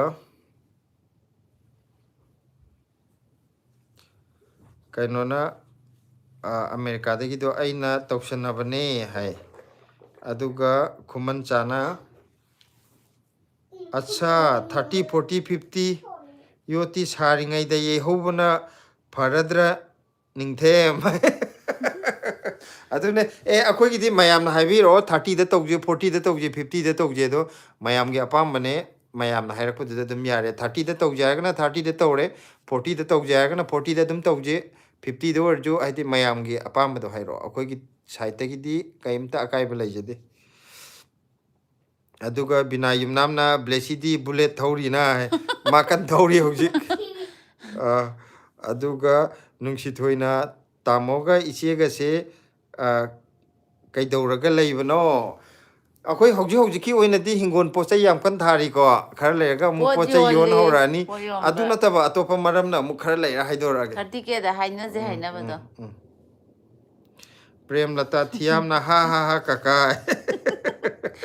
ꯀꯩꯅꯣ ꯍꯥꯞꯄꯗꯨꯒꯤꯅꯦ ꯏꯐꯦꯛ ꯍꯥꯞꯄꯩꯗꯣ ꯑꯗꯨꯒ ꯗꯤꯁꯀꯝꯐꯣꯔꯠꯅ ꯀꯔꯤ ꯇꯧꯔꯤꯅꯣ ꯁꯛꯁꯤꯕꯨ ꯍꯥ ꯏꯁꯩ ꯁꯛꯄꯅ ꯍꯦꯟꯅ ꯐꯩꯌꯦ ꯀꯀꯥ ꯑꯗꯨꯒ ꯄ꯭ꯂꯁ ꯏꯁꯥ ꯇꯧꯅꯤꯡꯕ ꯃꯇꯝꯗꯤ ꯍꯦꯟꯗꯣꯛꯄ ꯐꯪꯖꯍꯧꯗꯕ ꯑꯃꯇꯪ ꯍꯥꯏꯕꯤꯔꯛꯑꯣ ꯍꯥꯏ ꯇꯧꯗꯤ ꯑꯩꯈꯣꯏꯅ ꯍꯥꯏꯗꯤ ꯀꯩꯒꯨꯝꯕ ꯑꯃ ꯇꯧꯒꯦ ꯈꯜꯂꯒ ꯐꯪꯍꯧꯗ꯭ꯔꯕ ꯀꯩꯒꯨꯝꯕ ꯀꯔꯤ ꯂꯩꯒꯦ ꯀꯔꯤꯝ ꯂꯩꯇꯦ ꯑꯩꯒꯤꯗꯤ ꯑꯗꯣ ꯁꯤꯂꯥꯅ ꯃꯣꯏ ꯂꯩꯀꯥꯏꯗ ꯊꯥꯕꯜ ꯆꯣꯡꯉꯤꯉꯩꯗ ꯑꯩ ꯊꯥꯕꯜ ꯑꯝꯇ ꯄꯥꯏꯍꯧꯒꯦ ꯈꯟꯕꯅꯦ ꯑꯗꯣ ꯏꯕꯥꯅꯤ ꯈꯪꯅꯔꯛꯇꯕꯅꯤꯅ ꯄꯥꯏꯍꯧꯗ꯭ꯔꯦ ꯅꯪ ꯀꯩꯅꯣꯗ ꯆꯣꯡꯈ꯭ꯔꯗꯨꯗꯤ ꯅ꯭ꯌꯨ ꯏꯌꯥꯔ ꯅꯨꯃꯤꯠꯇꯔꯣ ꯅꯠꯇꯦ ꯂꯩꯁꯥꯕꯤ ꯄꯥꯈꯪ ꯑꯣꯏꯉꯩꯗ ꯍꯥꯏꯕꯅꯤ ꯂꯩꯁꯥꯕꯤ ꯄꯥꯈꯪ ꯑꯣꯏꯔꯤꯉꯩꯗꯗꯤ ꯑꯗꯨꯒꯨꯝꯕ ꯑꯃꯠꯇ ꯇꯧꯍꯧꯗ꯭ꯔꯦ ꯑꯗꯨꯗꯨꯅ ꯑꯗꯨꯒ ꯀꯀꯥ ꯂꯥꯏꯐ ꯑꯦꯗꯚꯥꯏꯁ ꯄꯤꯅꯤꯡꯗ꯭ꯔꯕꯣ ꯍꯥꯏ ꯑꯁ ꯑꯩꯈꯣꯏ ꯍꯧꯖꯤꯛ ꯑꯦꯗꯚꯥꯏꯁ ꯄꯤꯕꯒꯤ ꯃꯇꯤꯛ ꯆꯥꯗꯦꯗꯀꯣ ꯑꯩꯈꯣꯏ ꯏꯁꯥꯐꯥꯎ ꯃꯇꯤꯛ ꯆꯥꯗꯕꯅꯤ ꯃꯤꯉꯣꯟꯗ ꯀꯔꯤ ꯑꯦꯗꯚꯥꯏꯁ ꯄꯤꯗꯣꯏꯅꯣ ꯃꯦꯁꯤ ꯐꯨꯔꯛꯀꯅꯣ ꯃꯅꯥꯏ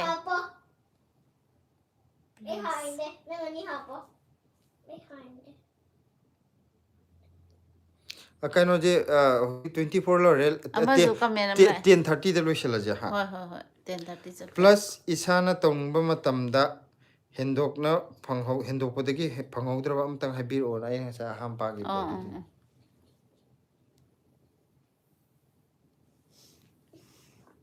ꯑꯗꯒꯤ ꯑꯩꯈꯣꯏ ꯀꯀꯥꯅ ꯇꯧꯍꯧꯗꯕ ꯑꯃ ꯂꯩꯌꯦ ꯃꯥ ꯀꯩꯅꯣꯒꯤ ꯏꯁꯩ ꯁꯛꯍꯧꯗꯕꯁꯦ ꯃꯩꯇꯩꯒꯤ ꯅꯪ ꯌꯥꯝ ꯄꯥꯝꯖꯔꯒ ꯃꯥꯗꯤ ꯐꯥꯎꯁꯨ ꯐꯥꯎꯅꯤ ꯑꯗꯨ ꯏꯁꯩꯗꯣ ꯁꯛꯑꯝ ꯇꯥꯔꯗꯤ ꯑꯗ ꯐꯥꯎꯈꯤꯅꯤ ꯄꯥꯈꯠꯇꯅ ꯁꯛꯇꯕꯅꯤ ꯄꯨꯡ ꯌꯩꯕꯒꯤ ꯏꯁꯩꯗꯣ ꯄꯨꯡ ꯌꯩꯕ ꯏꯁꯩ ꯀꯥꯏ ꯑꯗꯨꯃꯥꯏꯅ ꯑꯣꯏꯗꯣꯏꯅꯦ ꯅꯪ ꯈꯨꯍꯥꯏꯗꯨ ꯄꯨꯡ ꯌꯩꯕ ꯏꯁꯩ ꯀꯔꯤ ꯅꯠ ꯏꯁꯩ ꯅꯠ ꯁꯪꯀꯤꯔꯇꯟ ꯅꯠ ꯁꯪꯀ꯭ꯔꯤꯇꯟ ꯑꯗꯨꯗꯤ ꯇꯥꯔꯁꯤ ꯍꯧꯖꯤꯛ ꯀꯀꯥꯏ ꯊꯥꯏꯅ ꯐꯥꯎꯅꯤ ꯍꯥꯏꯕꯅꯤ ꯍꯧꯖꯤꯛ ꯐꯥꯎꯅꯤ ꯍꯥꯏꯕ ꯅꯠꯇꯦ ꯑꯝꯇ ꯁꯛꯂꯛꯑꯣ ꯑꯗꯨ ꯏꯁꯩꯗꯣ ꯑꯗꯨꯒꯨꯝꯕ ꯏꯁꯩ ꯁꯛꯄꯗꯤ ꯃꯥ ꯍꯥꯏꯗꯤ ꯆꯥꯅꯩꯌꯦꯕ ꯃꯥꯏ ꯃꯁꯛꯁꯤꯁꯨ ꯆꯥꯅꯩ ꯃꯈꯣꯟꯁꯨ ꯆꯥꯅꯩꯌꯦꯕ ꯑꯉꯥꯡ ꯑꯣꯏꯔꯤꯉꯩꯗ ꯁꯛꯑꯝꯕꯩꯅꯦ ꯑꯗꯣ ꯍꯧꯖꯤꯛꯇꯤ ꯁꯛꯇ꯭ꯔꯦ ꯈꯔ ꯁꯛꯎ ꯀꯩꯅꯣ ꯑꯩ ꯃꯥꯡꯗ ꯌꯥꯝ ꯁꯛꯏꯗꯥꯏꯅ ꯑꯩꯅ ꯌꯥꯝ ꯇꯥꯅꯤꯡꯗꯕ ꯑꯩꯗꯤ ꯃꯤ ꯎꯗ꯭ꯔꯀꯥꯟꯗ ꯁꯛꯄꯅꯦ ꯅꯪꯗꯤ ꯑꯩꯅ ꯃꯤ ꯑꯣꯏꯅ ꯎꯗꯕꯒꯤ ꯀꯅꯥꯝ ꯂꯩꯇꯦ ꯈꯜꯂ ꯁꯛꯏꯕ ꯁꯛꯈ꯭ꯔꯖꯥꯠꯅꯤꯀꯣ ꯑꯩꯅ ꯇꯥꯅꯤꯡꯗꯕꯅꯕ ꯗꯤꯁꯀꯝꯐꯣꯔꯠꯅ ꯂꯣꯏꯅ ꯃꯥꯡꯈ꯭ꯔꯦ ꯇꯨꯝꯈꯤꯕ ꯀꯩꯅꯣ ꯃꯈꯩꯗꯣ ꯑꯃꯨꯛ ꯍꯧꯗꯣꯛꯂꯁꯦ ꯂꯣꯏ ꯃꯥꯡꯈ꯭ꯔꯦ ꯑꯣ ꯑꯗꯨꯗꯤ ꯄ꯭ꯔꯦꯝꯂꯇꯥꯅ ꯍꯣꯏ ꯀꯀꯥꯒꯤ ꯁꯛꯇꯣ ꯄꯂꯥꯒꯤ ꯏꯁꯩ ꯁꯛꯄ ꯃꯤ ꯃꯥꯜꯂꯦ ꯑꯩꯈꯣꯏ ꯀꯥꯁꯦ ꯄꯂꯥ ꯇꯧꯔꯗꯤ ꯐꯥꯎꯔꯝꯒꯅꯤꯕ ꯑꯥ ꯍꯥꯏꯗꯤ ꯃꯥꯒꯤ ꯈꯣꯟꯖꯦꯜꯁꯦ ꯌꯥꯗꯦꯕ ꯑꯩꯅ ꯁꯦꯡ ꯁꯦꯡ ꯁꯦꯡ ꯂꯥꯎꯔ ꯆꯠꯂꯦ ꯃꯥꯅ ꯃꯈꯣꯟꯁꯦ ꯍꯦꯛꯇ ꯑꯍꯜ ꯂꯃꯟꯗꯧꯅ ꯑꯣꯏꯕꯅꯤ ꯑꯗꯣ ꯀꯩꯅꯣꯒꯤ ꯕꯤꯅꯥ ꯌꯨꯝꯅꯥꯝꯅ ꯕ꯭ꯂꯦꯁꯤꯁꯦ ꯃꯩꯇꯩꯂꯣꯟ ꯉꯥꯡꯕꯁꯦ ꯌꯥꯝ ꯅꯨꯡꯁꯤꯌꯦ ꯊꯃꯣꯏ ꯄꯦꯟꯖꯩꯌꯦ ꯕ꯭ꯂꯦꯁꯤꯁꯦ ꯃꯅꯤꯄꯨꯔꯤ ꯌꯥꯝ ꯉꯥꯡꯍꯜꯂꯦ ꯑꯩꯈꯣꯏꯅ ꯉꯥꯡꯍꯜꯂꯦꯗꯤ ꯑꯗꯨꯒ ꯈꯨꯃꯟ ꯆꯥꯅ ꯅꯠ ꯁꯪꯀ꯭ꯔꯤꯇꯟ ꯀꯀꯥ ꯁꯤꯂꯥꯅ ꯄꯣꯛ ꯍꯧꯕꯒꯤ ꯈꯨꯗꯣꯡꯆꯥꯕ ꯂꯧꯔꯦꯀꯣ ꯍꯥꯏ ꯑꯩ ꯑꯁꯦꯡꯕꯩꯗꯤ ꯑꯉꯥꯡ ꯑꯣꯏꯔꯤꯉꯩꯗ ꯅꯍꯥꯟꯋꯥꯏ ꯑꯉꯥꯡ ꯍꯥꯏꯗꯤ ꯑꯁꯦꯡꯕꯒꯤꯅꯦ ꯑꯩ ꯍꯥꯏꯁꯦ ꯌꯥꯝ ꯄꯤꯛꯏꯉꯩꯗ ꯁꯛꯑꯝꯃꯦꯕꯀꯣ ꯀ꯭ꯂꯥꯁ 5, 6 ꯀꯥꯕ ꯑꯗꯨꯋꯥꯏꯗ ꯑꯩꯈꯣꯏꯒꯤ ꯃꯇꯦꯛ ꯑꯃ ꯇꯝꯃꯒ ꯁꯨꯝ ꯁꯛꯑꯝꯕꯗꯣ ꯑꯗꯨ ꯁꯛꯑꯝꯃꯦ ꯑꯗꯨꯒꯤꯅꯤ ꯅꯥꯏꯌꯦ ꯃꯥꯅ ꯕ꯭ꯂꯦꯁꯤ ꯍꯥꯏꯁꯦ ꯑꯩꯗꯤ ꯌꯥꯝ ꯅꯣꯛꯅꯤꯡꯖꯥꯠꯅꯦ ꯀꯔꯤꯒꯤꯅꯣꯗ ꯃꯥ ꯑꯗꯨꯃꯥꯏꯅ ꯏꯁꯩ ꯁꯛꯑꯝꯃꯦ ꯀꯥꯏꯅꯒ ꯇꯧꯕꯗ ꯍꯧꯖꯤꯛꯁꯨ ꯑꯗꯨꯝ ꯑꯩꯉꯣꯟꯗ ꯑꯩꯅ ꯌꯥꯝ ꯅꯣꯛꯅꯤꯡꯕꯒꯤ ꯑꯩꯅ ꯌꯥꯝ ꯅꯣꯛꯄꯒꯤꯀꯣ ꯃꯥ ꯑꯗꯨꯝ ꯃꯔꯛ ꯃꯔꯛꯇ ꯁꯛꯂꯛꯀꯅꯤꯕ ꯑꯗꯨꯒ ꯃꯥꯕꯣꯛ ꯁꯦꯡꯄꯥꯏꯅ ꯍꯧꯖꯤꯛꯁꯨ ꯃꯇꯝ ꯂꯩꯔꯤ ꯀꯩꯅꯣ ꯗꯦꯜꯂꯤꯗ ꯄꯣꯠ ꯊꯥꯕ ꯇꯧꯊꯣꯛꯑ ꯌꯨꯝꯗ ꯑꯃꯨꯛ ꯄꯥꯂꯥ ꯇꯧꯔꯨꯗꯅ ꯏꯆꯥꯊꯣꯏ ꯗꯤꯁꯀꯝꯐꯣꯔꯠꯅ ꯁꯝꯁꯦ ꯑꯃꯨꯕ ꯁꯪꯖꯤꯜꯂꯗꯤ ꯆꯍꯤ 10ꯃꯨꯛꯇꯤ ꯅꯧꯊꯣꯛꯀꯅꯤ ꯀꯀꯥ ꯃꯥꯅꯦ ꯑꯩꯉꯣꯟꯗ ꯍꯦꯟꯅ ꯅꯧꯈꯤꯗꯣꯏ ꯄꯣꯠꯅꯤꯗ ꯃꯥ ꯁꯝꯁꯦ ꯅꯥꯟꯅ ꯁꯪꯇꯣꯛꯑꯒ ꯈꯣꯡꯒ꯭ꯔꯥꯎ ꯍꯥꯞꯄꯦꯟ ꯑꯃ ꯁꯦꯠꯂ ꯁ꯭ꯀꯨꯜ ꯀꯥꯈꯠꯂꯛꯇꯅ ꯍꯧꯖꯤꯛ ꯄ꯭ꯔꯦꯝꯂꯇꯥ ꯊꯤꯌꯥꯝꯅ ꯑꯝꯇ ꯁꯛꯁꯤꯗꯅ ꯀꯀꯥ ꯏꯁꯩꯗꯣ ꯍꯧꯖꯤꯛꯇꯤ ꯋꯥ ꯑꯀꯥꯏꯕꯗ ꯅꯨꯡꯁꯤꯠ ꯆꯪ ꯃꯥꯜꯂꯕꯅꯤ ꯊꯥꯏꯅ ꯑꯝꯇ ꯑꯉꯥꯡ ꯁꯛꯂꯛꯑꯣ ꯑꯣꯏꯔꯤꯉꯩꯗ ꯄꯪꯁꯛ ꯁꯛꯄꯒꯤ ꯋꯥꯅꯤ ꯄꯨꯛꯁꯛꯇ ꯑꯝꯇ ꯁꯛꯂꯛꯑꯣꯗꯅ ꯑꯩꯁꯨ ꯉꯁꯥꯏꯒꯩ ꯁꯛꯑꯦ ꯅꯪ ꯉꯁꯤꯒꯤ ꯏꯁꯩ ꯁꯛꯇ꯭ꯔꯤꯌꯦ ꯅꯣꯏ ꯉꯁꯥꯏ ꯑꯩꯗꯤ ꯕ꯭ꯂꯦꯁꯤꯒ ꯑꯩꯒꯗꯤ ꯏꯁꯩ ꯁꯛꯈ꯭ꯔꯦ ꯅꯣꯏ ꯉꯁꯥꯏ ꯁꯛꯄꯗ ꯑꯩꯁꯨ ꯃꯇꯦꯛ ꯑꯃ ꯌꯥꯎꯗꯦ ꯌꯥꯎꯔꯤꯗꯨꯗꯤ ꯀꯩꯅꯣꯅꯦ ꯑꯩꯒꯤ ꯏꯁꯩ ꯂꯥꯏꯞꯇꯅ ꯁꯤꯂꯥꯒ